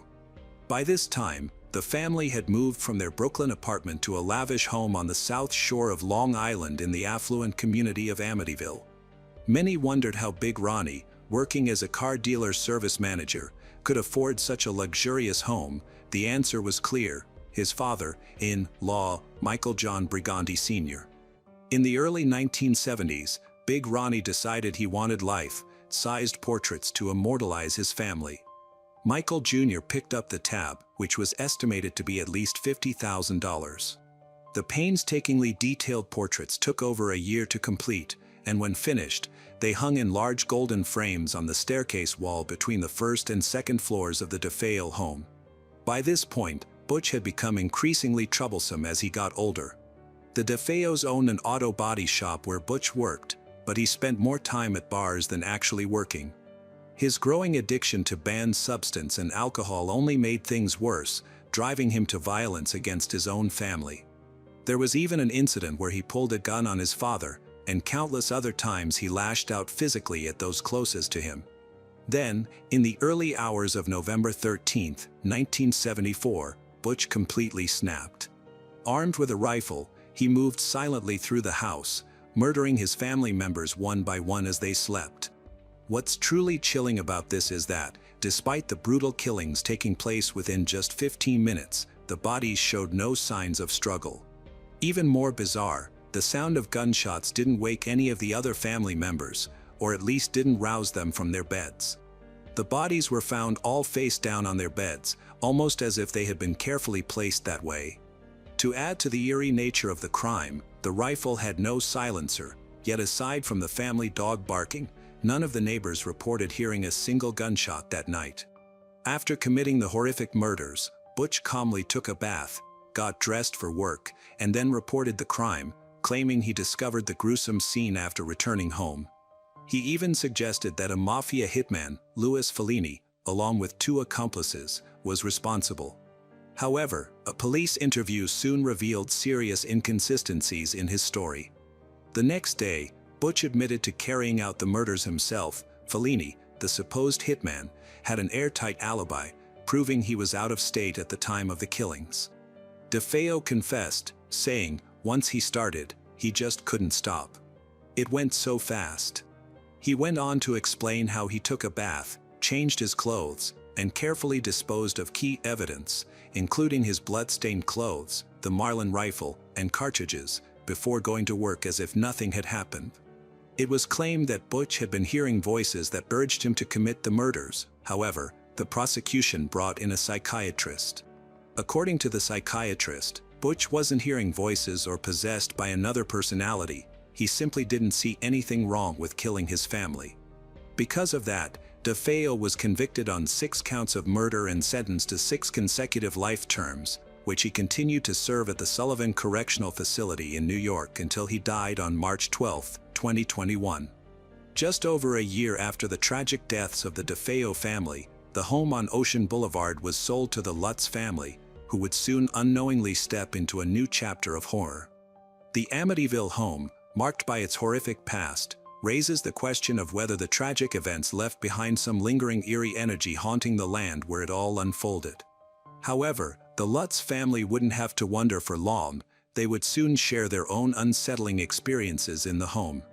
Although the price was a bit higher than their budget of $30,000 to $50,000, something about the house pulled them in. It was a beautiful colonial-style home with 6 bedrooms, a heated pool, and a boathouse sitting right on the Amityville River.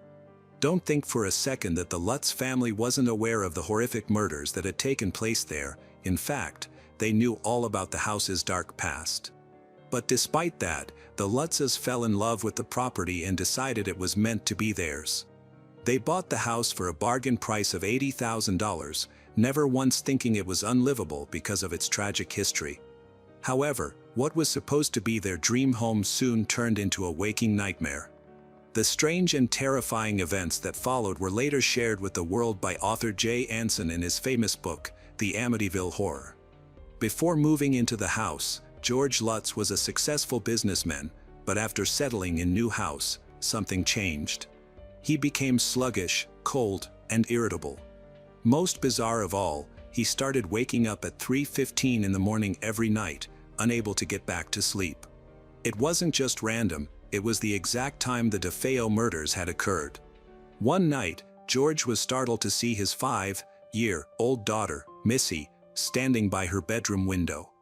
But what sent chills down his spine was the eerie outline of a pig's face with glowing red eyes staring at him from behind her. He rushed into her room, only to find Missy sound asleep, as if nothing had happened. Not long after, Missy talked about a new friend, an imaginary pig named Jody. But was Jody really imaginary? In another bone-chilling moment, George looked at his wife Kathy as she lay sleeping, but something was horribly wrong. Her face had distorted and aged, as if she'd become a 90-year-old woman overnight.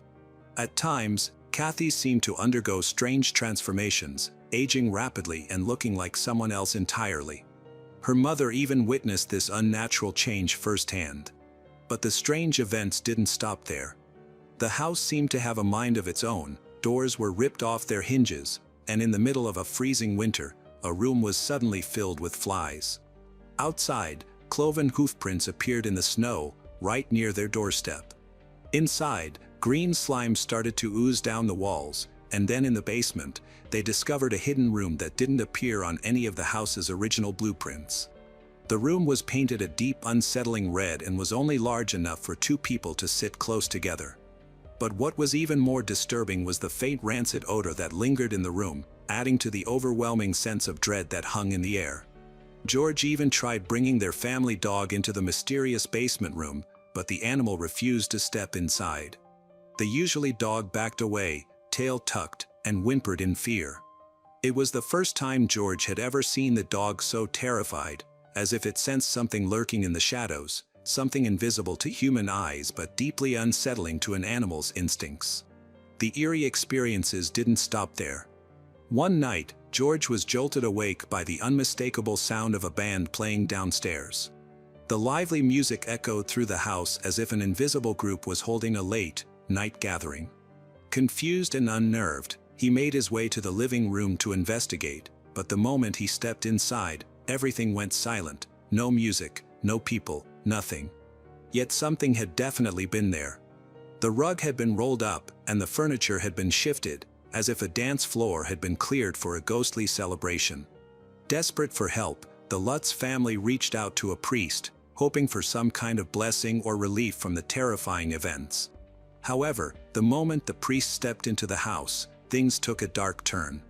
He was overwhelmed by a sudden intense sickness and began to experience his own set of unexplained disturbances. Some force seemed to be warning him to stay away. The impact of these events reached far beyond the Lutz family. Author J. Anson recalled how meeting the priest convinced him that this was more than just a story, it was real. From there, he started to create the book. On January 14, 1976, after just 28 days of living in what they thought would be their dream home, the Lutz family experienced a night so terrifying that they made a split-second decision. They packed a few bags, left everything else behind, and fled, never to return. According to a 2005 interview with George Lutz, he emphasized that their departure wasn't planned. They didn't wake up that morning thinking they were leaving for good. This was their home. When they left, they didn't know they wouldn't be coming back. They didn't know that everything they left behind they would never see again. Their abandoned belongings, untouched and frozen in time, were later set to be auctioned off. The house that had once seemed like a fresh start had turned into something they could never return to. Determined to share their horrifying experience, the Lutz family recounted every chilling detail to writer Anson.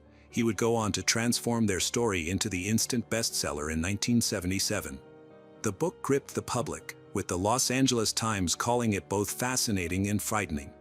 Some critics believed its success wasn't just about ghosts and haunted houses. They argued that the story resonated with people because of the unstable political and economic climate in the United States at the time.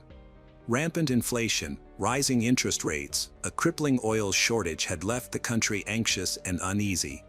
As the story unfolds, it becomes clear that the horrors inside the Amityville house weren't the only ones haunting the Lutz family. Their business was struggling due to the failing economy, and at the worst possible time, the IRS launched an investigation into their taxes. For many readers in the late 70s, this felt all too real, paranormal or not. Financial stress and uncertainty were things they knew all too well. By blending supernatural terror with real, life struggles, the Amityville horror struck a nerve with the American public. It wasn't just a ghost story, it was a reflection of the fears people were living with every day. Some critics even argued that the book cleverly capitalized on popular horror trends of the time, the trope of a once-loving father turning violent and unrecognizable. When asked if he had experienced anything strange while writing the book, Anson quickly dismissed the idea, replying, "No." However, he did suffer a heart attack soon after finishing it, though he insisted it was due to his smoking and unhealthy lifestyle rather than anything paranormal. But while Anson shrugged off any supernatural connection, eerie incidents followed those who got too close to the story. Several people who handled early copies of the manuscript reportedly had near-fatal or fatal encounters. One of Anson's friends had a fire break out in his car while driving the manuscript back to the publisher. Another friend and his son nearly drowned when their car plunged into the water, but when rescuers opened the trunk, the manuscript inside was mysteriously dry, despite being stored in a simple clasped envelope. In the most chilling case, a woman who had been given the first 2 chapters to read died in a house fire the very night she received them, and among the charred remains of her home, the pages of the manuscript were found completely untouched.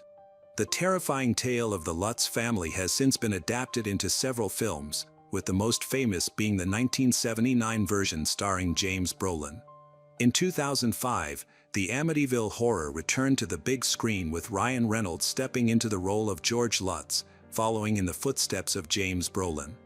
Both movies stayed true to the eerie backstory of the infamous house where a gruesome mass murder had taken place, but they each took creative liberties to crank up the terror. Then there's how the house itself is portrayed. The older film leans into the idea that the house is a sinister entity influencing Ronald DeFeo Jr. to kill his family in 1974, while the remake shifts the horror to the ghosts of the victims, making them the primary source of terror. The priest who tried to help the Lutz family also meets different fates depending on the version. In the book, he hears a voice commanding him to get out and later becomes ill, eventually giving up on helping the family. The films, however, escalate the horror, showing him being attacked by swarms of supernatural flies and even going blind. Regardless of these differences, one chilling fact remains: an entire family was murdered in that house. Yet despite the Lutz family's claims of paranormal experiences in 1975, no other owners have reported hauntings since. According to the Washington Post and real estate firm Coldwell Banker, Harbor Light, 4 different families have lived in the house after the Lutzes. A previous owner even had the address changed to avoid unwanted attention. The last time the house went up for sale was in the summer of 2016, and it was sold in February 2017 for just over $600,000, significantly less than the $950,000 it was purchased for in 2010. As for the real murders that took place, while Butch was eventually found dead in his prison cell, there are countless versions of events and interviews he gave before his death. In an interview from 1986, Butch claimed that his sister Dawn killed their father, and that their mother killed his siblings before he killed her. He later filed a motion in 1990 stating that Dawn and an unknown assailant were the real killers, that he only shot Dawn by accident during a struggle. Despite his shifting stories, his claims were always met with skepticism. In 2000, he spoke with author R.I. Auna, asserting that his parents plotted to kill him, which led him to join forces with Dawn and others in desperation. Butch's narrative continued to evolve, becoming increasingly distant with details about the events and unreliable witnesses. His claims, including involvement from his wife Geraldine Gates, only deepened the mystery, with authorities and experts disproving many of his assertions. Now, it's easy to lean toward the idea that Butch was simply a psychopath driven by childhood trauma or addiction, who saw no problem in killing his family. However, if the lingering souls of his victims did haunt the Lutz family, we can only hope they found justice and peace. The saga of the DeFeo family in the house at 112 Ocean Avenue remains one of the most haunting and enigmatic chapters in American crime and lore. From Ronald Butch's cold-blooded slaughter of his family in 1974 to the Lutz family's harrowing 28-day ordeal a year later, the Amityville Horror transcends a mere murder case, weaving a tapestry of trauma, mystery, and supernatural intrigue. Butch's shifting confessions and unrepentant nature leave us questioning whether his actions stem from a fractured mind or something darker, while the Lutz's flight from inexplicable terror suggests the house itself may hold echoes of its violent past. Decades later, with Butch gone and the house standing quietly under new ownership, its legacy endures, immortalized in books and films, yet shrouded in doubt. Whether driven by human evil or lingering spirits, the tragedy of Amityville serves as a chilling reminder of the shadows that can lurk within families and homes, leaving us to wonder where the line between reality and nightmare truly lies. Joshua Powell was born on January 20, 1976, in Puyallup, Washington, to Stephen and Terica Powell. He had 4 siblings: Michael, John, Jennifer, and Alina. However, life in the Powell family was far from normal. Their father, Stephen, was controlling and inappropriate, fostering a toxic atmosphere for his children. He shared adult material with his sons and set no boundaries, exposing them to adult content that influenced their behavior. As a teenager, Joshua acted out violently. He once killed his sister's pet gerbil in a fit of anger. He also threatened his mother with a knife during an argument, and when he felt desperate, he threatened to harm himself. In 2000, Joshua met Susan Cox at a church dinner. She was kind, hardworking, and full of life, and they got married within a year. Unbeknownst to Susan, her marriage would encounter serious challenges. Initially, they lived with Joshua's father, Stephen, in Washington, and that was when things became really disturbing. Stephen began to obsess over Susan.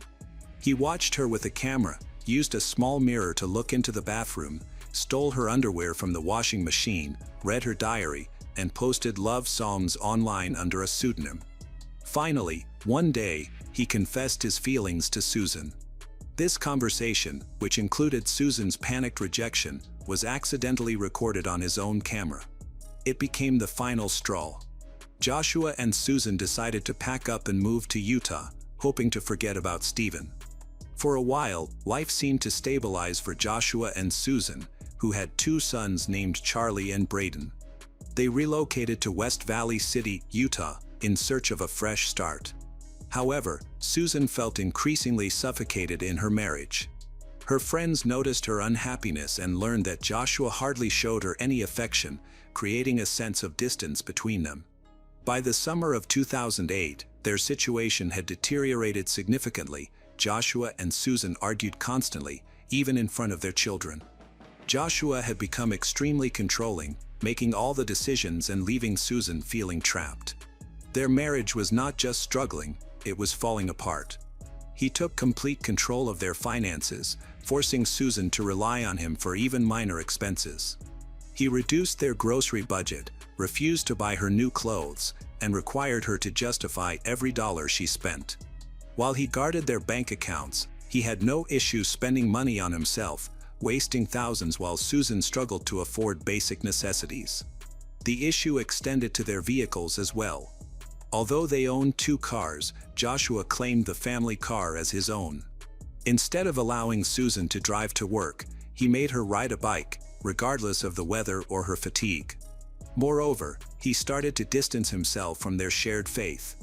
Although they had been active members of the Church of Jesus Christ of Latter-day Saints, Joshua began refusing to attend services with Susan and their sons.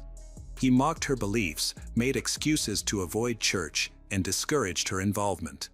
The most painful betrayal came when Joshua refused to sever ties with his father, Stephen, despite Susan's insistence that he was dangerous and unwelcome in their lives. Joshua ignored her concerns, continued to communicate with his father, and allowed their young children to maintain contact with him. By 2007, Joshua had accumulated over $200,000 in debt, adding to their marital strain as Susan recognized that their situation was worsening. In response, she began documenting everything. In 2008, Susan created a video documenting the damage in her home, which she attributed to Joshua. That same year, she wrote a secret will ominously stating that if she were to die, it might not be an accident, even if it appeared to be one. Just a year later, she disappeared without a trace. On December 6, 2009, everything seemed normal. That morning, Susan, Charlie, and Braden went to church as usual. Susan interacted with friends and tended to her boys, and nothing appeared out of the ordinary. After church, a neighbor visited the family and spent some time with them before leaving. No one could have predicted that this would be the last time anyone would see Susan. The following morning, December 7th, something felt off. Susan didn't show up for work and hadn't called in sick or requested a day off. At the same time, the boys' nanny noticed that Joshua hadn't dropped them off, which was unusual for him. Concerned, she tried to contact the family, but no one answered. As hours went by without any word from Susan or Joshua, worry turned to fear. Joshua's mother, Terica, and his sister, Jennifer, learned about the situation and rushed to the house. When they arrived, they found the doors locked, the curtains drawn, and no one inside. The unsettling silence heightened their anxiety. They knocked and called out, but received no response. In a state of panic, they called the police. Officers arrived and forced entry into the home, fearing that the family might have been victims of carbon monoxide poisoning or faced another emergency. What the officers discovered inside the house was deeply concerning. Although the house was empty, something felt wrong. Susan's purse, wallet, and identification were still there, untouched. Her cell phone was later found in the family's only car, a Chrysler Town and Country minivan that Joshua had been using. It was turned off. There were no signs of a struggle, but one detail stood out. 2 box fans were set up in the living room, blowing air directly onto a damp spot on the couch. This unusual detail felt unsettling. Hours later, around 5 p.m., Joshua returned home with his sons, Charlie and Braden. The police quickly brought him in for questioning. His explanation was strange. He claimed that after midnight on December 7th, he took his 2 young sons, ages 4 and 2, on a spontaneous camping trip to the Pony Express Trail in western Utah, a remote area characterized by snow and freezing temperatures. He mentioned that Susan stayed home to sleep. His story raised many questions. Who would take toddlers on an impromptu camping trip in sub-freezing weather in the middle of the night, especially when they had work and daycare to prepare for in just a few hours? Police found it suspicious that Joshua had not notified his boss about not coming to work that day. When asked why, he gave a puzzling answer. He claimed he had lost track of the days and thought it was Sunday instead of Monday. Investigators aimed to confirm his story by sending a team to the area where he claimed to have camped. However, they found no evidence to support his claim: no tire tracks in the snow, no footprints, no fire pit, nothing. It was as if he had never gone on that trip. Things took an even stranger turn. On December 8th, after a second police interview, Joshua suddenly rented a car from Salt Lake City International Airport and then disappeared for nearly 18 hours. His whereabouts during that time remain unknown.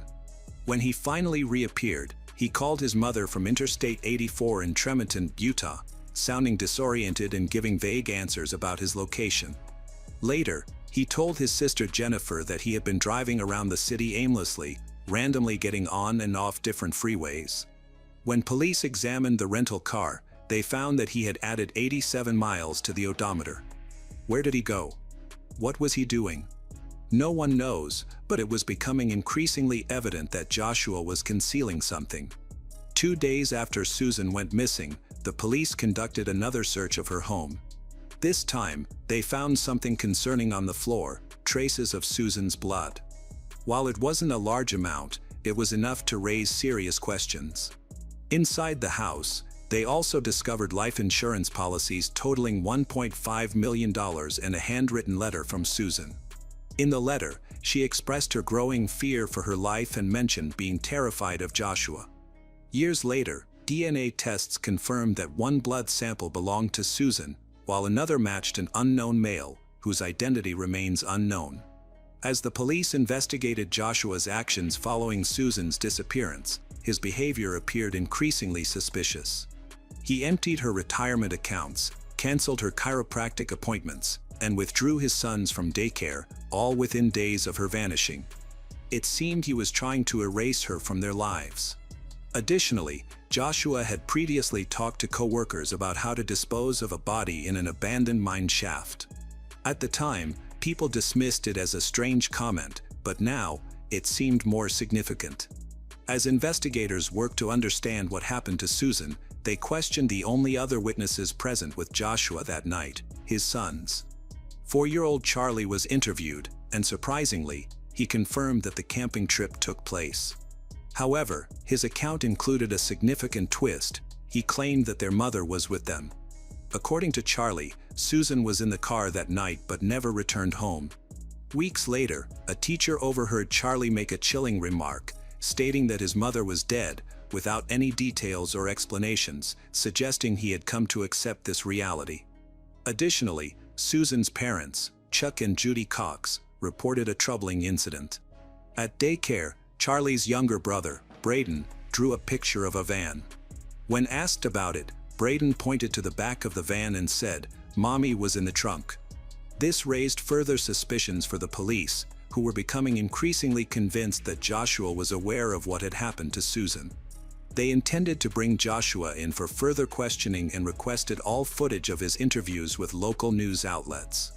However, Joshua showed no willingness to cooperate. On December 14th, he obtained legal representation. In the following days, he became more distant and less responsive to the authorities. Just before Christmas, he gathered his sons and left Utah, returning to Puyallup, Washington, to live with his father, Stephen Powell.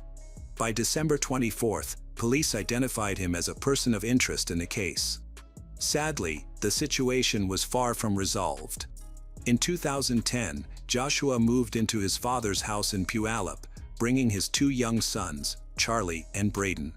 Joshua made it clear he wasn't returning to Utah, announcing plans to rent out their home in West Valley City. Some reports indicated he left due to losing his job, but those who knew him felt he was fleeing from something. Shortly after settling in Washington, a website called SusanPowell.org emerged. It claimed to be the official site for Susan Powell, but instead of helping to find her, it focused on defending Joshua. The site accused Susan's family, including her sister Jennifer Graves, and even the LDS Church of conducting a smear campaign against him. Some posts went so far as to suggest that Susan had fled to Brazil with another missing person, journalist Stephen Kocher, a completely unfounded theory. It didn't take long for people to suspect that Joshua and his father, Stephen, were behind the website. Then, by late 2010, the Powells made a startling claim. They suggested that Susan had been mentally ill and had intentionally abandoned her family. This seemed like a desperate attempt to change the narrative, but Susan's parents quickly rebutted it. There was no evidence to support the idea that Susan left on her own or that she was mentally unstable. While Joshua tried to portray himself as the victim, the police began focusing on his father, Stephen. A family friend revealed that Stephen had been obsessed with Susan for years. When investigators examined Stephen's computers, they discovered 4,500 images of Susan, many taken without her consent. These were not just ordinary photographs, they included disturbing close-ups of her body. Police began investigating Joshua's brother, Michael Powell, after he displayed suspicious behavior. Shortly after Susan went missing, he sold his broken Ford Taurus to a junkyard in Pendleton, Oregon. This raised eyebrows, especially when he later requested satellite images of the lot, seemingly to monitor the car. When authorities tracked it down, they used cadaver dogs, which indicated that human remains had once been in the trunk. Unfortunately, DNA tests did not yield conclusive results, leaving a key question in the case unanswered. In September 2011, police thought they had a significant lead. While searching Topaz Mountain in Utah, a location frequently visited by Joshua, they discovered what looked like a grave site. The ground appeared to have been recently disturbed and showed signs of digging. Investigators spent several days examining the area, but ultimately found no remains. Meanwhile, tensions between the Joshua families and the Susan families escalated. After police searched Stephen's home, both he and Joshua took to the media to advocate for their side of the story. Stephen claimed that he and Susan were developing a romantic relationship before her disappearance, using old journal entries from her teenage years to argue that she had always been unstable. A judge did not accept this narrative. He ruled that Stephen and Joshua could not publish any of Susan's personal writings and ordered them to return or destroy any journals they had already made public. Then the situation escalated. On September 22, the police arrested Stephen on charges of voyeurism and child abuse. Investigators found secretly recorded videos in his home featuring young girls, adult women, and, most alarmingly, Susan. It was apparent that Stephen posed a serious danger, and authorities began to suspect that Joshua might not be innocent either. John Long, Washington's Assistant Attorney General, announced that Joshua was now part of the investigation. The day after Stephen's arrest, Susan's father, Chuck Cox, filed for custody of his grandchildren, Charlie and Braden. Initially, the court granted him only temporary custody, allowing Joshua the opportunity to regain custody if he moved out of Stephen's home. Joshua rented a house in South Hill, Washington, presenting it as if he were complying with the order. However, authorities later claimed he never actually lived there. By this time, Joshua's sister, Jennifer, publicly expressed her belief that he was involved in Susan's disappearance. As the custody battle escalated, the court ordered Joshua to undergo psychological evaluations. A forensic psychologist, James Manley, evaluated Joshua and discovered concerning patterns. Joshua denied having any normal human flaws or weaknesses and displayed highly controlling behavior toward his sons. He also exhibited signs of deep paranoia, frequently blaming the police and media for his difficulties.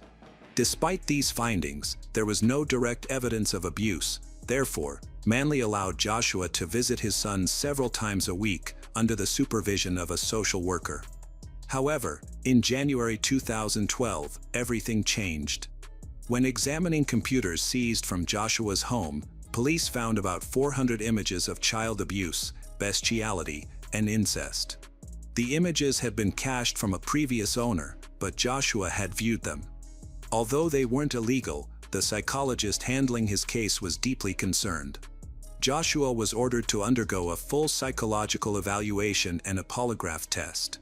As the pressure mounts, Joshua becomes desperate and is about to commit a horrific act that no one could have imagined. On February 5, 2012, social worker Elizabeth Griffin Hall pulled up to Joshua's house in South Hill, Washington, for what was supposed to be a routine supervised visit between him and his two young boys, Charlie and Braden. The court had ordered these visits to be monitored for the children's safety, so Hall was there to ensure everything went smoothly. However, the moment she arrived, something felt off. As soon as the boys reached the front door, Joshua yanked them inside and slammed it shut right in Hall's face. She barely had time to react before she heard the deadbolt click. She pounded on the door, shouting for him to open it, but he didn't respond. Panicked, she pulled out her phone and called 911. Her voice shook as she told the dispatcher what had just happened, that she was supposed to be supervising the visit, that Joshua had locked her out, and that she feared for the boys' safety. She begged them to send help quickly. Immediately afterwards, a terrible explosion occurred, shaking the house.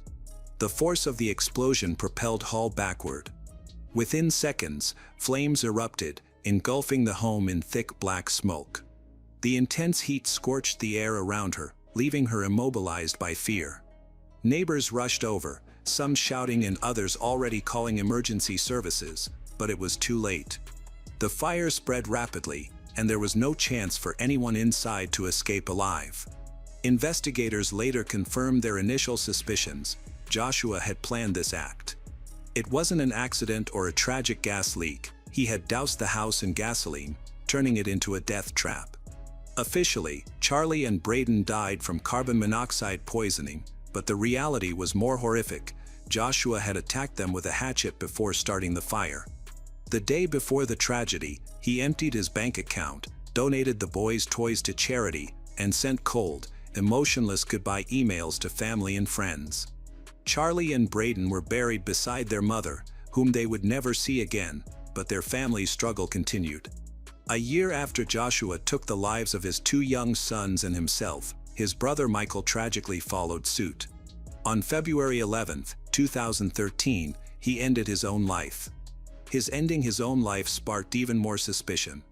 In 2012, police questioned him several times about his abandoned Ford Taurus, which was found at a wrecking yard in Oregon. When asked why he left it there, he was vague and did not provide clear answers. Investigators later indicated they believed both Joshua and Michael were involved in Susan's murder. Despite extensive searching, Susan's case remained unsolved and hopeless. By May 21, 2013, the West Valley City Police officially closed the investigation into her disappearance. In the same year, James Manley, the psychologist who assessed Joshua for the state of Washington, acknowledged that he had always suspected Joshua was connected to Susan's disappearance. However, he did not include these suspicions in his official report, as his role was to evaluate Joshua's parenting, not to investigate a crime. The legal dispute over Susan's estate continued for years. In March 2015, Susan's father, Chuck Cox, finally prevailed in a lengthy legal battle against Terica and Alina Powell, who had attempted to declare Susan legally dead in order to collect life insurance. As a result, Chuck gained full control of the estate. In 2019, a surprising revelation came to light. KSL, a radio station in Salt Lake City, reported on its detailed podcast about Susan's case, called Cold, that disturbing child abuse material found by West Valley City Police, which contributed to Joshua losing custody of his sons, did not actually belong to him. In fact, it wasn't even found on his computer. The explicit images were located on a second-hand computer that Susan had bought from fellow members of her LDS church. The previous owners had viewed the content, but by the time this information surfaced, it was too late to rectify the situation. The damage had already been done. In early 2022, there was one final attempt to locate Susan's remains. A team led by Dave Sparks, known from the TV show Diesel Brothers, searched a remote mine shaft in the Utah desert in hopes of bringing Susan home. They discovered rib bones, what looked like human vertebrae, and pieces of clothing, indicating that someone had died there. The remains were sent for DNA testing, but once again, there was no success. The bones did not belong to Susan, and they were not even human. A pair of pants found with the remains tested positive for male DNA, raising another question: to whom did they belong? More importantly, will Susan Powell ever be found? Perry March was born in 1961 to Arthur March and Sephora. He and his wife, Janet, were complete opposites of each other. He is ordinary, but his wife was a very bright, beautiful woman, dreamy and talented. Janet grew up in a wealthy family, as the daughter of a well-known lawyer from Nashville. Janet and Perry met as students at the University of Michigan in the early 1980s and quickly became inseparable. When Perry graduated and moved to Chicago to work as a financial broker, Janet followed him without hesitation. However, she soon began to miss her home and family. To support Perry's education, her father agreed to pay for his expensive tuition at the prestigious Vanderbilt Law School. As a result, Janet and Perry returned to Nashville, and since Perry was hesitant, it was Janet who proposed to him in Percy Warner Park. They got married in 1987 and moved into a house in a well-known area of the city, which was rented and paid for by Janet's father.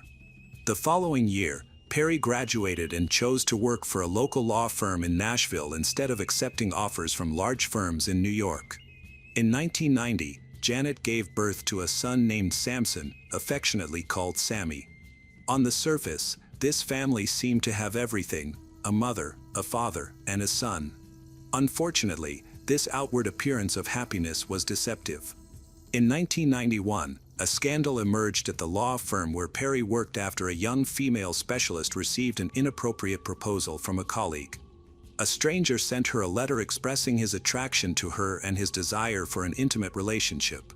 Feeling embarrassed, the young woman reported the incident to her boss. After this, 2 more letters arrived, urging her to respond to the proposal by leaving a message in the firm's library. In response, the firm took measures to identify the sender of these inappropriate letters. They installed a CCTV camera in the library where she was supposed to leave her reply. When the man came to collect the letter, the firm's lawyers were shocked to discover that he was Perry March, the husband of Janet. Faced with evidence from the video, Perry refused to confess. The law firm gave him an ultimatum: resign or be fired. He chose to resign. This uncomfortable situation led to legal consequences, as the female employee who received the unwanted proposal sued Perry for financial compensation. He was ordered to pay her. To avoid a harassment claim, she requested $25,000, half of which Perry was to pay in monthly installments, while the remaining $12,500 was to be paid in a lump sum. This arrangement was made to keep his wife, Janet, from discovering the scandal. In 1994, Janet and Perry welcomed their second child, a lovely daughter named Sephora.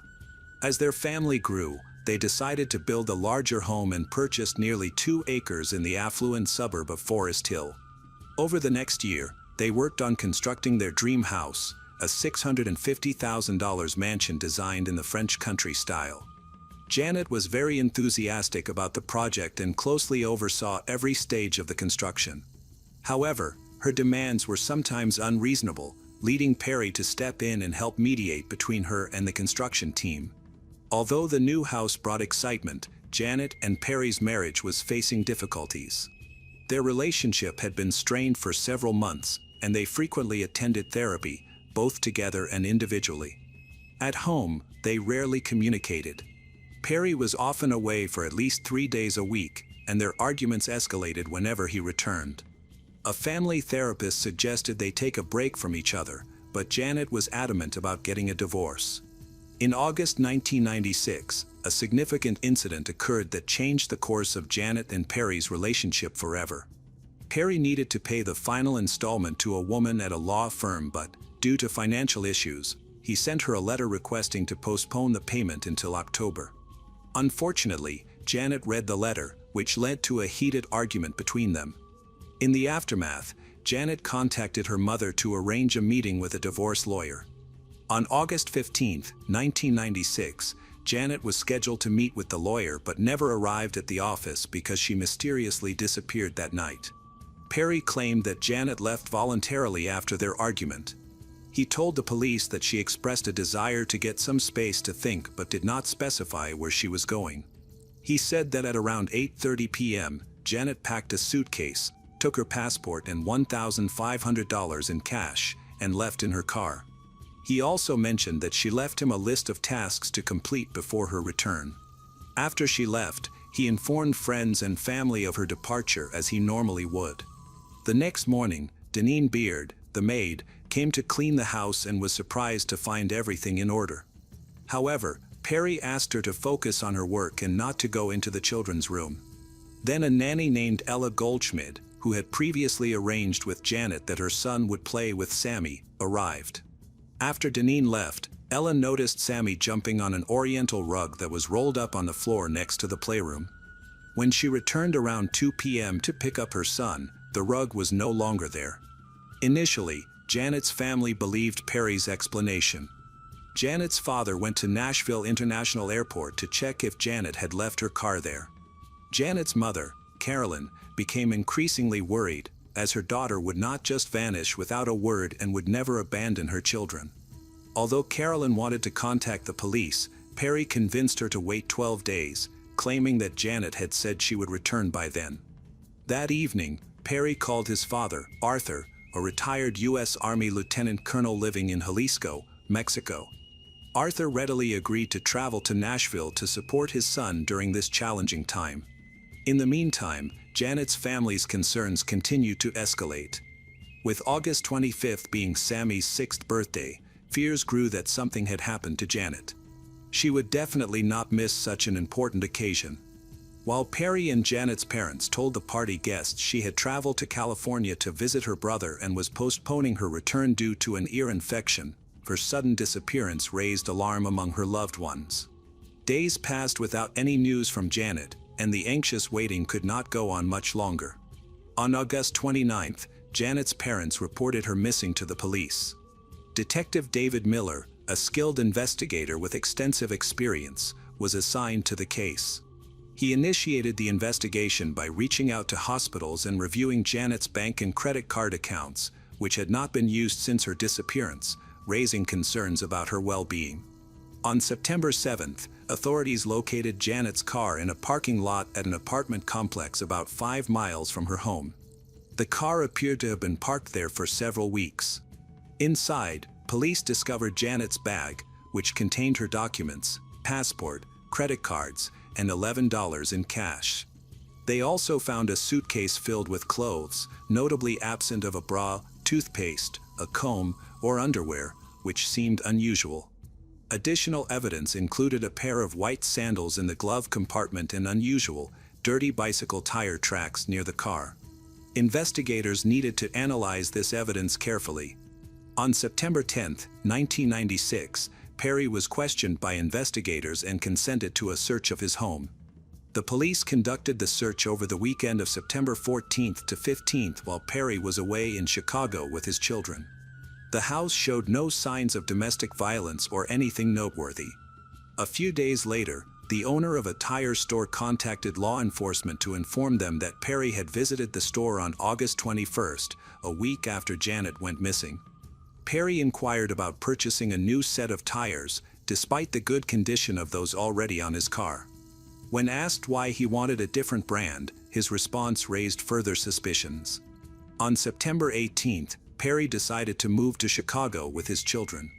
Before leaving, he had a concerning conversation with Janet's longtime friend, Diane Sachs, which she later reported to the police. Perry asked Diane if she thought he could kill his wife. Although she hesitated to answer, he proceeded to ask the disturbing question of what she would think if he had loaded Janet's body into his car and taken it to a remote location for disposal. This raised serious suspicions about him. As a result, the police launched a comprehensive search for Janet, involving divers, 2 helicopters with thermal scanners, specially trained dogs, police officers, and volunteers. Meanwhile, Perry hired a lawyer, who informed the police that Perry would not cooperate with the investigation. In November, as Janet's parents held a day of mourning for her, Perry chose not to attend, further increasing the police's suspicions about him. Over time, a theory about Janet's disappearance began to develop. It was suggested that Perry and Janet had a heated argument the night she disappeared. During this argument, Janet may have said something that provoked Perry, leading him to strike her hard. Given that Perry held a black belt in martial arts, a single blow could have killed her, or he might have strangled her. Whether intentional or not, when he found Janet dead at his feet, he was faced with a dire decision.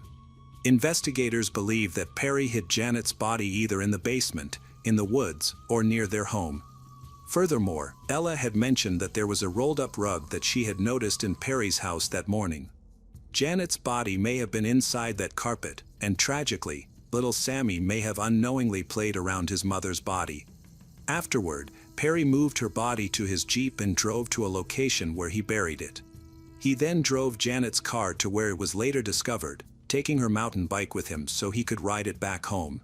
However, these are merely speculations, and the police were tasked with uncovering evidence of the murder, marking a new phase in the investigation. Janet's father, a prominent lawyer, was determined to uncover the truth about his daughter's disappearance. Meanwhile, Perry applied to become the manager of Janet's estate, but her parents opposed this and filed their own petition. Perry refused to consent. Ultimately, the court designated a guardian to oversee Janet's property and ordered Perry to return some items he had taken. He only returned them after being urged to do so. This was just the beginning of a legal dispute between Perry and Janet's parents. The battle continued until late 1999 when the court granted Janet's parents the right to visit their grandchildren. They traveled to Perry's new home in Illinois, eager to see the children, but were shocked to discover that he had moved to Mexico to be with his father. Moreover, just weeks after relocating, Perry married a local woman named Carmen Rojas. 3 years had passed since Janet went missing, and she still had not been officially declared dead. This prompted her parents to file a lawsuit against Perry for the manslaughter of their daughter. When Perry did not appear in court to contest the charges against him, the judge ordered him to pay $113.5 million in compensation to Janet's parents in May 2000. Janet's parents traveled back to Mexico to confront Perry and requested to meet his children. He firmly refused their request, prompting them to return to Nashville. A month later, they returned to Mexico with a court order and assistance from local police, who arrested Perry for violating his visa. Although the charges were eventually dropped, by the time Perry got back home, his children were missing. Taking advantage of Perry's absence, Janet's parents took the children to the U.S. and sought permanent custody once they were home. This led to a direct confrontation and sparked another legal battle for custody. Ultimately, Perry regained custody, and Janet's parents were reprimanded for unlawfully taking the children. Later, the Tennessee Court of Appeals overturned Perry's manslaughter conviction. At this point, Perry believed he could lead a stable life in Mexico with his new wife and children, feeling confident that nothing would disrupt his plans. However, unexpected developments were on the horizon, as the local police department, along with 2 investigators, continued to actively investigate Janet's case. In the latter half of 2004, the prosecutor's office introduced new evidence that led to a retrial, during which 59 witnesses were heard. This resulted in charges against Perry for second-degree murder, tampering with evidence, and abuse of a corpse. In October 2005, an arrest warrant and a request for extradition to the United States were issued for Perry. While being transported, Perry was accompanied by Pat Postiglione, one of the detectives involved in the investigation. During the journey, Perry was quite talkative and asked the detective whether he could face murder charges if an accident occurred. He also told Pat that he would be willing to confess everything if he could receive a sentence of no more than 7 years. The detective stated that he would pass this information on to the district attorney. Janet's parents were determined not to allow Perry to enjoy a new life after spending a short time in prison. They submitted a new petition for custody of the children, which the judge approved. Facing difficulties in the legal system, Perry sought another solution. He attempted to persuade his cellmate, Russell Heiress, to kill Janet's parents. Russell became interested in the plan and learned that Perry's father, Arthur, would act as the intermediary. After 2 months of discussions among the 3, Russell's lawyer notified the police about Perry's offer to kill Janet's parents. From that point on, Perry's situation became increasingly complicated. Initially, the evidence against Perry for murder was weak and mostly circumstantial. His lawyer argued that there was no solid proof that Perry had committed the crime. If he had been found not guilty, he could not be tried again for the same offense. However, the situation changed dramatically with the discovery of a murder-for-hire plot involving Janet's parents. Now, the police had recorded conversations revealing details of the planned murder, including statements made by both Perry and his father, Arthur. When Arthur listened to the recordings, he realized his errors and agreed to testify against his son in exchange for a more lenient sentence. The disturbing truth emerged. Arthur, Perry's father, revealed that his son had confessed to him about killing Janet. A few weeks after the murder, Perry sought his father's help because he was anxious about the body being discovered. He asked Arthur to help hide it. One night, they drove to a location where, according to Arthur, the body was already decomposing and stored in a bag. Arthur recounted loading the remains into Perry's Jeep. They then traveled north to Bowling Green, Kentucky, where they stayed at a motel. Under the cover of darkness, Arthur attempted to dispose of the body. He looked for a body of water deep enough to conceal the remains but was unable to find one before sunrise. Eventually, he located a suitable spot. Arthur later attempted to guide investigators to the location where he had hidden the body, but he couldn't specify the exact spot. However, both the police and the jury believed his account of the incident. According to Arthur, after Perry killed Janet, her body remained in their home for some time, wrapped in a rug. Unfortunately for Arthur, his confession did not yield the leniency he had hoped for, and he died just months later while incarcerated. Perry faced a much harsher fate. He was convicted of second-degree murder, tampering with evidence, abuse of a corpse, theft, and conspiracy to commit murder, resulting in a 56-year prison sentence. He is currently incarcerated at the Morgan County Correctional Complex, where he assists fellow inmates with their legal appeals in the prison law library. He will be eligible for parole in 2038. Tragically, Janet's remains have never been found. Let's head over to the small, quiet town of Malang in North Cotabato, Philippines. It's a place known for its calm vibe and rural charm, where life moves at a slower pace. The people here are deeply connected to the land, relying on agriculture for their livelihood. In this peaceful town lived the Magwad family. Unlike many others, they led a pretty stable life. Cruz Magwad, the father, was an elementary school teacher who was well respected and loved by everyone, often being praised for his hard work. His wife, Lovella, was the principal at the same school. Together, while they didn't make a lot of money, they were considered one of the more privileged families in town. Their youngest child, Crisio Lewis, was 16 years old. He dreamed of becoming a lawyer even at such a young age and was determined to work hard to achieve that goal. Besides being intelligent, he was also creative, playing guitar, drawing, and reading in his spare time. His older sister, Crizzle Gwyn, was the more intense one, super smart, driven, and goal-oriented. She had always been that way as a kid, being a Girl Scout with a sash covered in so many badges that there was no room for more.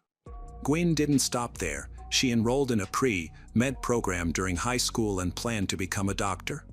By all accounts, Gwyn was the type of person who would sit with you at a party if you were feeling shy, sticking by your side until you felt at ease.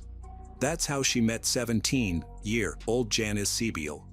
However, unlike Gwyn and Lewis, Janice's childhood was far from happy. She wasn't privileged enough to attend school and had to work from a very young age. Even worse, she grew up without parents. Her first real memories began around the age of 8. Before that, everything was a blur. She only recalls being found by a stranger wandering alone on a huge shipping container boat. Her parents were nowhere to be found, and Janice believed they had abandoned her. A stranger was kind enough to post her picture and name online in an attempt to find her parents. They shared her story on Facebook and various online forums, but no one ever came forward. Eventually, Janice was dropped off at the Philippine version of Child Protective Services, the Department of Social Welfare and Development, where she moved from one foster home to another. Not long after, Janice was offered a live-in nanny job by a family. Though she hated the job, she was incredibly grateful for the opportunity. Janice shared all of this with Gwyn, and Gwyn was so deeply moved by her story that an idea began to form in her mind, an idea that could give Janice the safe, loving home she deserved: adoption. Together with Lewis, Gwyn decided to present this idea to their parents. Like a well-thought-out thesis, they approached the subject with serious dedication, explaining that adopting Janice wouldn't just change her life, it would help their family too. They convinced their parents that Janice could pitch in with the chores around the house, which was a significant consideration in their Asian family culture. It wasn't uncommon for children to share the responsibility of washing dishes, cleaning, and cooking. With one more set of hands to help, the family would run more smoothly. Gwyn's parents weren't exactly rolling in money, but they believed in teaching responsibility. The kids had chores, had to keep their grades up, and attended church every Sunday. They were strict, but it was out of love. Gwyn and Lewis respected that. In 2021, Janice moved in, and it was like she was instantly part of the family. The Magwad welcomed her with open arms. Lewis even gave up his own room so Janice could have a more comfortable one. They enrolled her in school right away, and for the first time, Janice didn't have to wake up with the constant worry of finding food or going to work. She was finally allowed to be a kid. As Janice settled into her new life, the bond between the three siblings grew stronger by the day. We could see the happiness shining through, especially in the videos they posted on TikTok. Janice even got to experience a family vacation for the first time, something she had always dreamed of. Laughter filled the air as they explored new places together, creating memories she would cherish forever. For once, Janice felt like she belonged to something bigger, something safe and full of love. But just when everything seemed perfect, Janice's world was about to shatter. On December 10th of that same year, she posted a series of statuses on Facebook claiming that she and her siblings were under attack. It was just days before Christmas, a time that should have been filled with joy. Instead, it marked the beginning of a nightmare. At that time, Mr. Cruz, their father, was at school doing some chores related to the upcoming holiday, while Lovella, their mother, was away on a work trip. Everything changed when Mr. Cruz received a phone call that left him frozen in terror. The voice on the other end told him that their home was being ransacked, and his children were inside. By 3:15 in the afternoon, Cruz finally arrived at the house. It was eerily silent outside the front door. His eyes locked onto a blood-soaked blanket on the ground with a knife nearby. He called out for his kids, but there was no response. He moved quickly to the back door and managed to find a way inside. Cruz moved rapidly through the house, his voice echoing off the walls as he searched for his children. when he entered the living room that a horrifying sight met his eyes. There, lying on the floor, was his daughter Gwyn. A towel soaked in blood was wrapped around her body, her limbs and torso were covered in multiple slash wounds. But it was the injuries on her neck that were particularly severe. Crime scene photos later revealed the gruesome extent of the wounds. Her flesh was torn apart, and ants had already begun to gather on her body. Not far from Gwyn, near the main door, crews found Lewis.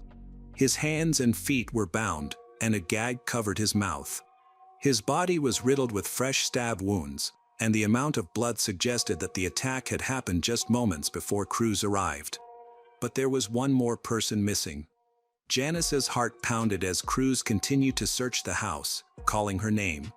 Finally, Janice appeared. She emerged from her room, her hair wet and her face pale and shaken. She was in shock, barely able to speak. Seeing her, crews immediately called the police. The officers arrived soon after, stepping into a crime scene that would later be described as one of the most gruesome in the Philippines. Blood pooled on the floor, and the house bore the marks of extreme violence. Janice, while trembling, told the officers that they had been attacked. The house was in disarray, cabinets had been pried open and personal belongings were scattered across the rooms. At first glance, it seemed like a robbery. However, investigators knew that appearances could be deceiving. They needed to confirm whether anything valuable had been taken to solidify the robbery theory. At the same time, as part of their protocol, the police did not rule out the parents as persons of interest. The police needed to confirm their alibis and whereabouts during the attack. The investigators turned their attention to the room where Janice said she was hiding during the attack. It was messy, but that wasn't unusual for a robbery scene. What stood out, though, were the details that didn't add up. The disarray in the room, though chaotic, didn't have the usual signs of a real robbery.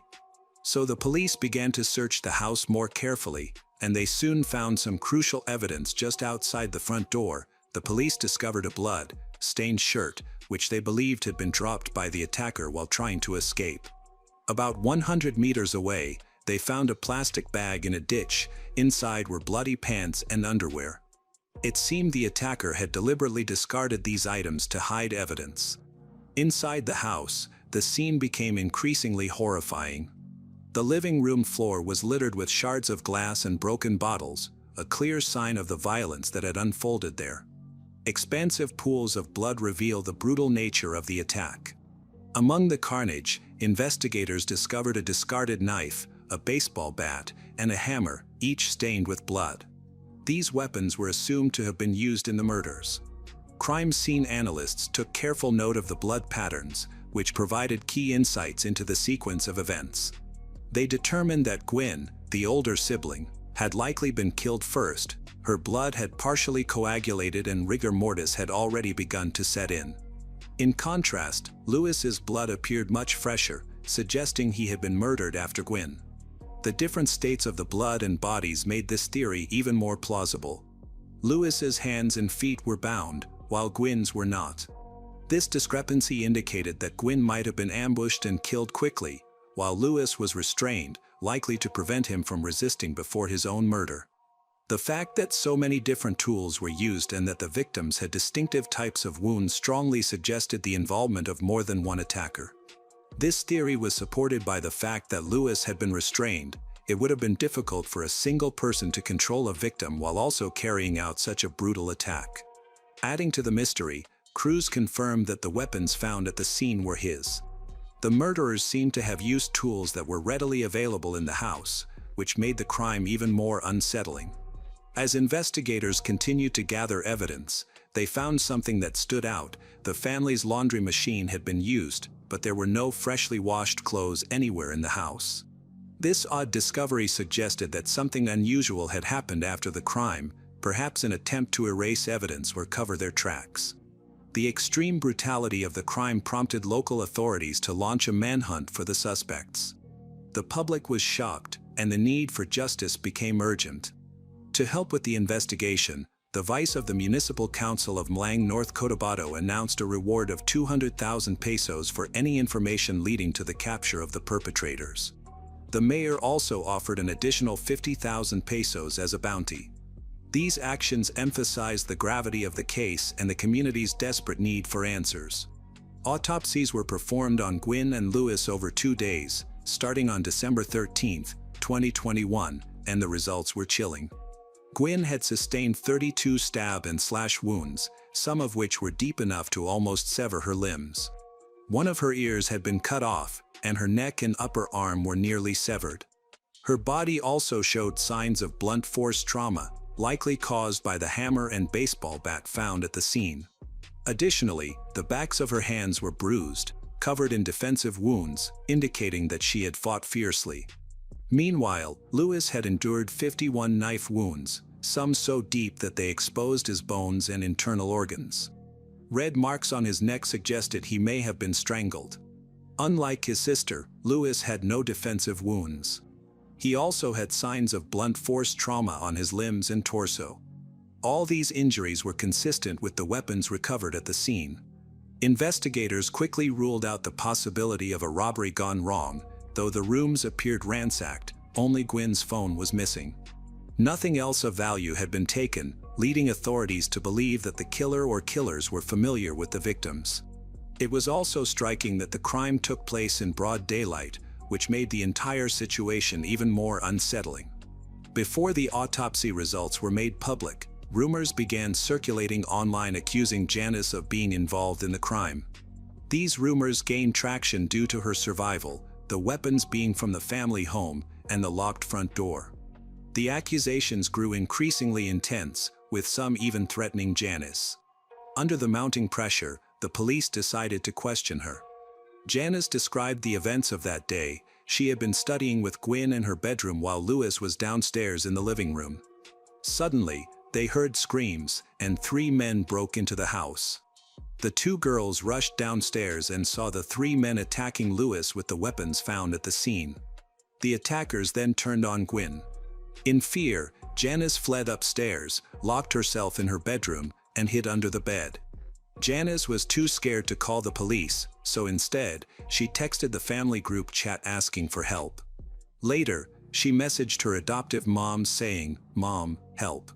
When no one saw those messages, Janice went a step further and posted on social media, saying, "Help. Somebody has broken into the house.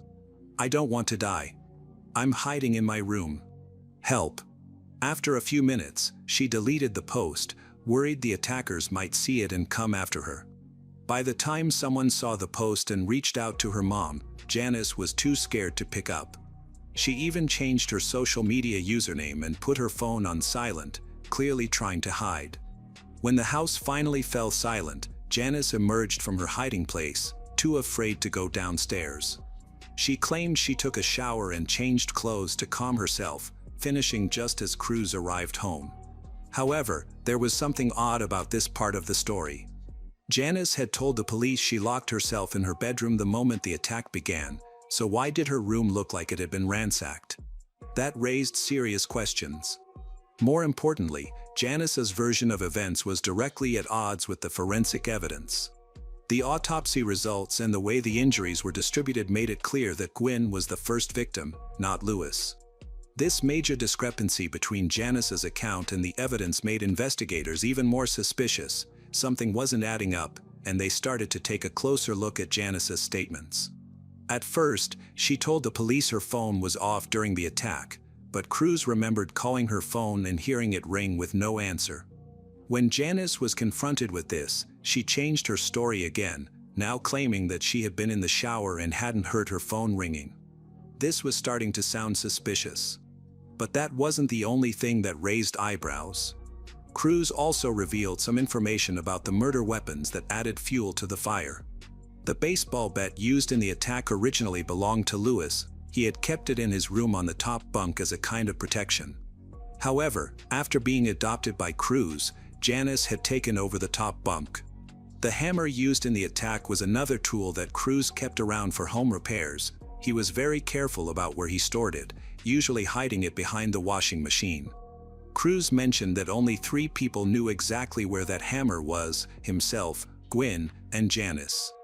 This meant that the killer or killers had to have known the family's routines and possessions very well, almost as if they had been living in the house with them. Things became even more suspicious when a delivery driver came forward.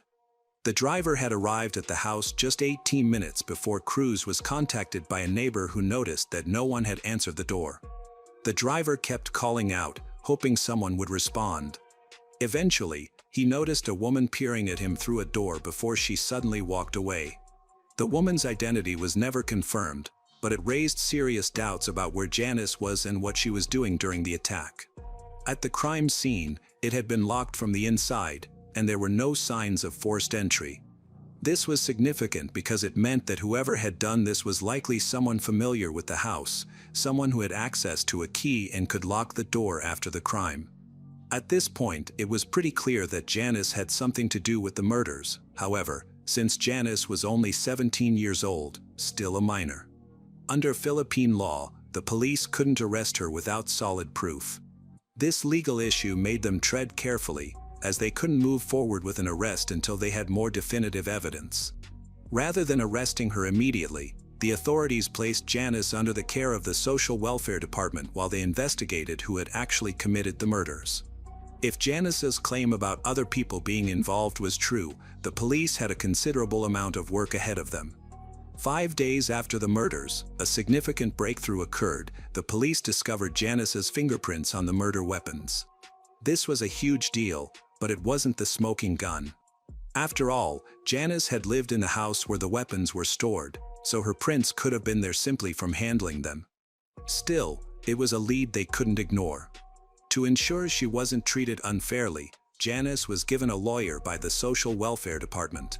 However, things took another unexpected turn when Lovella, Janice's adoptive mother, found a contact tracing form while searching Janice's room for clues. To her surprise, it wasn't Janice's form, it belonged to a 17-year-old boy named Esmeraldo Aldo Cano Jr. Aldo was a sacristan at a local church, and Janice had known him from the orphanage. This discovery sent the police scrambling to determine if Aldo had anything to do with the murders. Soon enough, witnesses came forward confirming that Aldo had been near the crime scene on the day of the killings. One woman stated she saw Aldo drop Janice off near the house right before the murders, and another neighbor said she saw him asking for directions to the house that morning. When shown a picture of Aldo, the woman immediately recognized him. Then, on December 16th, 6 days after the murder, Janice, with her lawyer present, gave a full confession. She admitted to being involved in the murders along with Aldo. Janice explained that her motive stemmed from deep resentment and jealousy. She felt that Gwyn and Louis were receiving all the love and attention from their parents. In her mind, they were standing in the way of her getting the affection she had longed for. She even confessed that killing them would leave her as the only child in the family, guaranteeing that she would get all the love and attention she had recently started receiving after being adopted. Janice revealed that her ultimate goal was to take Gwyn's place in the family, driven by years of emotional neglect in the orphanage where she had grown up. By December 18th, Janice's confession was officially recorded, although it was inconsistent, much like many of her previous statements. The police tracked down Aldo, who voluntarily surrendered, admitting his role as well. Forensic analysis later confirmed that blood found on discarded clothing in a ditch belonged to Aldo. Like Janice, Aldo was also a minor, so he was placed under the care of the Social Welfare Department. Later that same day, in an unrelated banned substance raid, police arrested a 17-year-old for possession of illegal substances. When they searched his phone, they found something that tied him to the case: Gwyn's stolen cell phone. The serial number confirmed it had been taken after the murders. The police pieced it together. Janice had enlisted Aldo to sell the phone because she couldn't get rid of it herself. Unfortunately, the phone had been damaged, making it impossible to retrieve any useful data. The boy who had the phone wasn't involved in the murders, he had simply bought it from Aldo. Because Janice and Aldo were minors, the police couldn't release any juicy details about their confessions to the public, despite the parents pressing for information. As the investigation progressed, Janice stopped cooperating, making it even harder to figure out exactly what had happened. Some people believe Janice's confessions weren't even the full story. Whispers circulated that the murders were even worse than she had let on, like the possibility that Lewis was tied up and forced to watch as his sister was murdered before he was killed as well. After the shocking confessions, Lovella, the siblings' mother, was interviewed and reflected on the warning signs she had missed. According to Lovella, they had adopted Janice 5 months before the murders. At first, everything seemed fine, the family welcomed her, and she appeared grateful. However, soon small red flags began to show. In August 2021, when Gwen's parents were hospitalized, Cruz noticed that 10,000 pesos, about $170, set aside for emergencies was missing. Janice claimed thieves had taken it, but the next day a large sum was found hidden in her school bag. After some questioning, Janice admitted she had taken the money. Despite this breach of trust, the family, particularly Gwen, chose to forgive her. They were sympathetic to her troubled past, attributing the theft to the survival instinct she had developed after years of hardship. Janice apologized, and the family, hoping this was a one-time mistake. They accepted her apology, believing the worst was behind them. However, as months passed, Janice's behavior started to shift in unsettling ways. She became lazy, irresponsible, neglecting household chores and showing a disregard for reminders. She apologized but never followed through. Although troubling, it didn't raise any immediate alarms until the morning of the murders. On that day, Janice did something she had never done before. She called Cruz and Lovella mom and dad for the first time. It was a small gesture, but it felt like a red flag, indicating a deeper, darker shift in her emotional state. It was as if something had clicked in her mind, setting in motion what was about to happen. As the investigation unfolded, more shocking truths came to light. Janice had lied about her origins from the start. Her story of being an orphan was a fabrication. Her parents were alive and had spent years desperately searching for her. When the case went viral, Filipino amateur sleuths dug into her past and uncovered a nearly decade-old missing persons notice. Her parents weren't very active on Facebook back then, so they missed the post. Fast forward to the murders, and that same post started circulating online again. It didn't take long for Janice's biological parents to recognize her. Born in 2005, Janice was the youngest of 3 children, but her childhood was filled with chaos. Her father's gambling addiction tore the family apart, and after remarrying, her mother tried to make the best of the situation by dividing what little they had left among her children. Eventually, Janice and her siblings were placed in different orphanages. By 2020, Janice had actually reunited with her biological family, but that reunion didn't last long. Her relatives later claimed she cut them off, saying they were too poor to be of any use to her.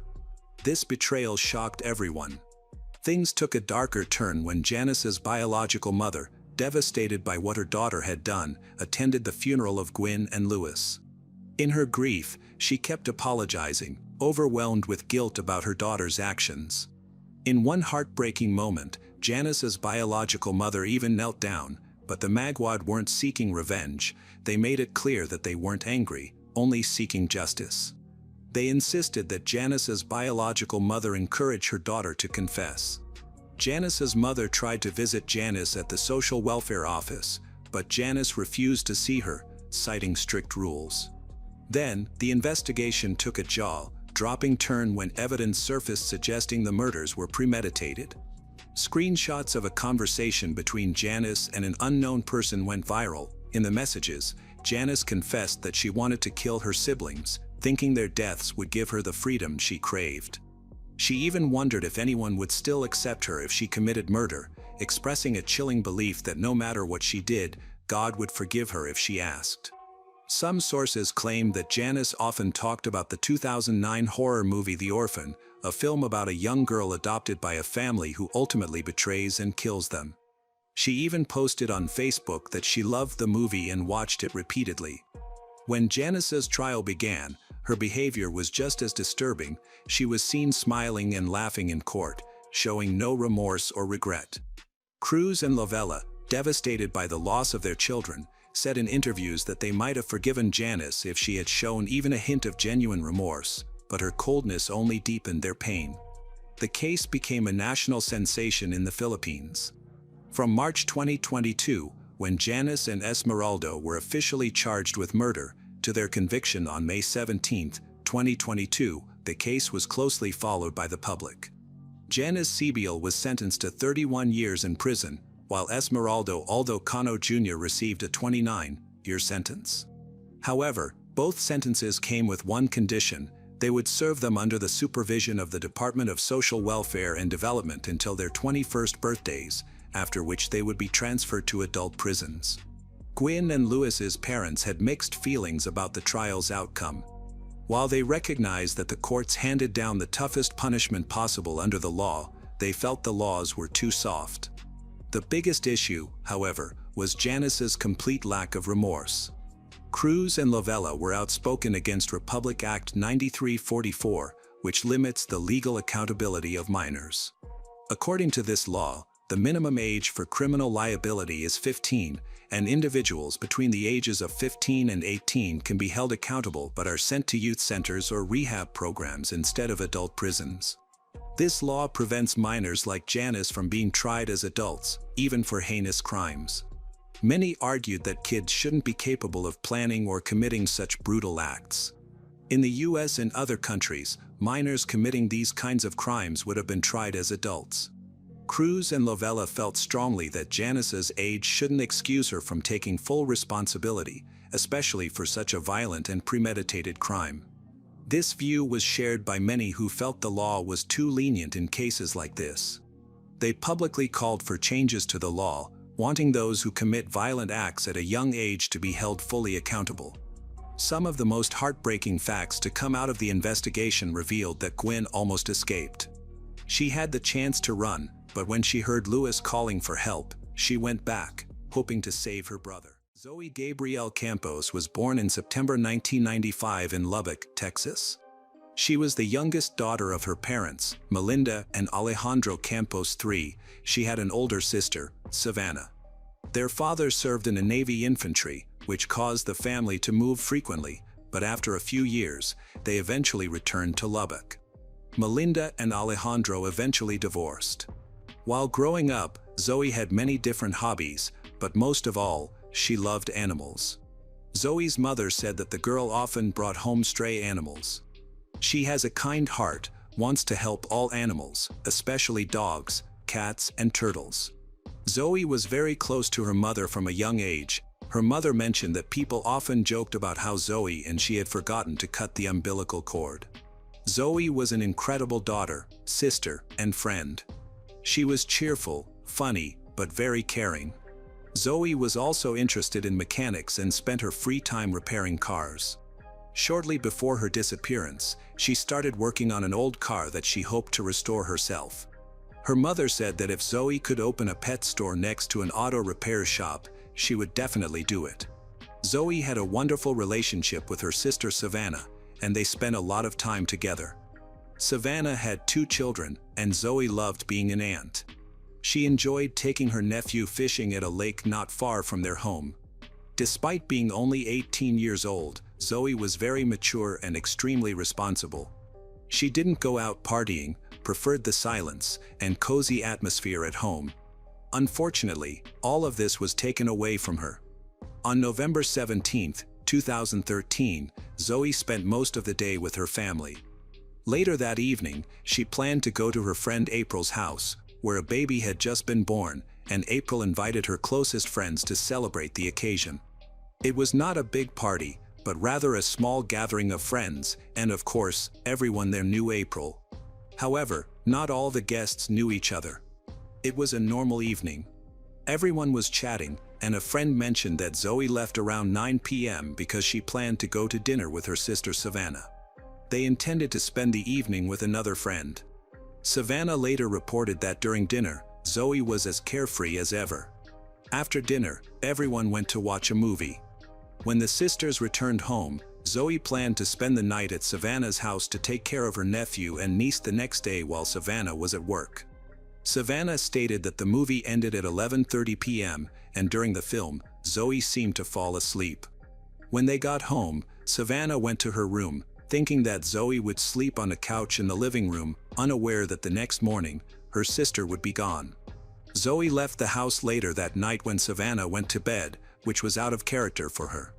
It is known that Zoe left home at night from an emergency message her mother received at 2:30 a.m. Melinda worked at a bar that closed around that time, and she was pleasantly surprised when she got a message from her daughter, asking for a ride home. Melinda waited for about 30 minutes, but Zoe never showed up. Initially, Melinda was not too troubled and tried to call her daughter, but Zoe didn't answer. Melinda thought that maybe Zoe had simply fallen asleep. Melinda reached a friend's house near the bar and stayed there overnight, planning to return home in the morning. On November 18th, Zoe's sister woke up and began getting ready for work. Seeing that Zoe was not on the couch and not in the house, Savannah immediately started calling her. When Zoe didn't answer and her car wasn't parked outside, Savannah thought Zoe might have gone home early. She called again, but each time, the call went straight to voicemail. Savannah then contacted her mother and realized that she also couldn't reach Zoe. Panic ensued. Savannah and Melinda started calling hospitals to see if perhaps Zoe had been in an accident. However, after several hours without contact or any information, the women finally reported Zoe's disappearance to the police at around 5 p.m. The police could only accept a missing persons report after 24 hours. Fortunately, they agreed to send out a profile of Zoe's car and attempted to contact her mobile service provider. They were informed that Zoe's phone was either turned off or the battery had been removed. Then, a surprising coincidence occurred. Zoe's aunt, Monica Rivas, was driving through the city on November 20th when she spotted her niece's gray Lincoln car near the university on 62nd Street. Monica immediately followed the car, trying to see the driver, but found it difficult due to the tinted windows and the car's speed. Still, she managed to determine that the driver was a man dressed in a hoodie with a darker complexion, and he appeared to be about 20 years old. As Monica followed the car, a lot of questions raced through her mind. Was Zoe in the car? Had this person harmed her? These thoughts nearly overwhelmed her, so she decided to focus on following the car while calling her son to explain the situation. However, the driver of the pursued car seemed to realize he was being followed and tried to escape. Eventually, Monica lost sight of the car when it turned sharply south, but she persisted in her search. When her son joined her, they found the Lincoln parked near Zoe's apartment. Monica immediately called the police and had to wait about an hour for the officers to arrive. Unfortunately, Zoe was not in the car, and she remained listed as missing. After inspecting the car, the police discovered several items: a phone charger, a black jacket, a sweatshirt, and some duct tape. They collected all of these items as evidence and lifted fingerprints from the vehicle. Since Zoe's father was an active member of the Marine Corps, the Naval Criminal Investigative Service became involved in assisting with the investigation. They took the jacket for forensic examination to look for any traces that could lead them to Zoe. The investigators also needed to find out if anyone had seen her on November 17th from 11:30 p.m. onward. Based on her latest text messages, mobile phone operators helped to estimate her approximate location, which indicated that she had been within a 1-mile radius of Lowry Field, a local football field. This area had a reputation for crime and other societal issues, which surprised Zoe's friends and family. Zoe did not use illegal substances and had no involvement in what is known as human trafficking, raising their concerns about the location where she was last seen. The investigators tried to speak with everyone who had been at April's house the night Zoe went missing, hoping someone might have heard or seen something unusual regarding Zoe's behavior or conversations. They discovered that a man named Carlos Rodriguez attended the party. When questioned on November 25th, Carlos claimed he did not know Zoe before they met at April's but mentioned they had conversed briefly. He stated that they left at almost the same time, but the investigators found something odd in this story. Something felt insincere. As a result, Carlos was called in for additional questioning on December 9th. During this session, the investigators received significantly different information. Carlos admitted he had lied earlier, that he and Zoe communicated on Facebook after leaving April's. He said they had agreed to meet at his house that night to chat, but he continued to deny any involvement in Zoe's disappearance. He claimed she had come over, they intended to smoke marijuana, but when they had none, so Zoe left to find some and never returned. Carlos explained his initial deceit was due to not wanting to get in trouble over banned substance. However, he became the primary suspect in the case. Given that he had lied previously, investigators wondered if he was telling the complete truth this time. It turned out that his house was within a 1-mile radius of Lowry Field. In 2014, Zoe's family hired their own investigator to pursue any leads they came across, and they received numerous messages from community members eager to assist in the investigation. The investigators insisted that Carlos knew more than he disclosed. Eventually, they obtained a search warrant and investigated his residence. The police dogs brought and found several traces of Zoe's scent in that house and in the alley. The police conducted thorough searches of the premises but found no additional evidence. Over the course of 2015 and 2016, the entire community aided in the search, spreading awareness by posting flyers featuring photos of Zoe in hopes that someone might remember her or provide clues. As the years passed, Zoe's family and loved ones clung to hope for her safe return. On November 16, 2016, relatives and community members held a candlelight vigil to honor Zoe, who had gone missing 3 years prior. Over the years, investigators continued to seek the truth from Carlos. He was repeatedly called in for questioning, yet each time, his account of meeting Zoe evolved. However, when investigators found DNA on Carlos's jacket, he had to admit that Zoe had been in his house and in his room for some time. That night, Carlos was interrogated at the Lubbock County Detention Center. During investigations into Carlos, it was revealed that he had been stalking his ex-girlfriend, who said Carlos had threatened her with violence on several occasions. At that point, investigators were sure there was more to his story, but they needed concrete evidence before they could request another warrant. Then, another inmate, who was serving time with Carlos, mentioned in a conversation about the search that was being conducted at Carlos's house that, "The police have searched, the body will not be found until the concrete is removed." This statement was later confirmed by an informant who, on July 31, 2018, contacted detectives to tell them that Carlos had confessed to him where he hid Zoe's body. The informant provided specific details from Carlos's words about where the body could be found, which was enough to obtain another search warrant. In November 2018, the same team of police officers, accompanied by service dogs, went to conduct a search in the backyard. The dogs alerted the police, and they began digging in that area. Eventually, they discovered a set of bones. The bones were sent for examination, but before determining whose they were, there was no certainty that they were human remains. Carlos was called in for questioning, and in the middle of the interrogation, when the bones were mentioned, he fell silent, refused to talk until he was granted access to a lawyer. The lab results came quickly, revealing that the bones were not Zoe's, but rather animal bones. Investigators decided not to inform Carlos of this, as his reaction when the bones were mentioned suggested that the investigation was close to solving Zoe's case. In the following days, Carlos was closely watched, as were those he communicated with. After monitoring some of his conversations, investigators realized that Carlos genuinely believed they had found Zoe's remains. On November 14th, the police used ground-penetrating radar to identify additional areas to dig.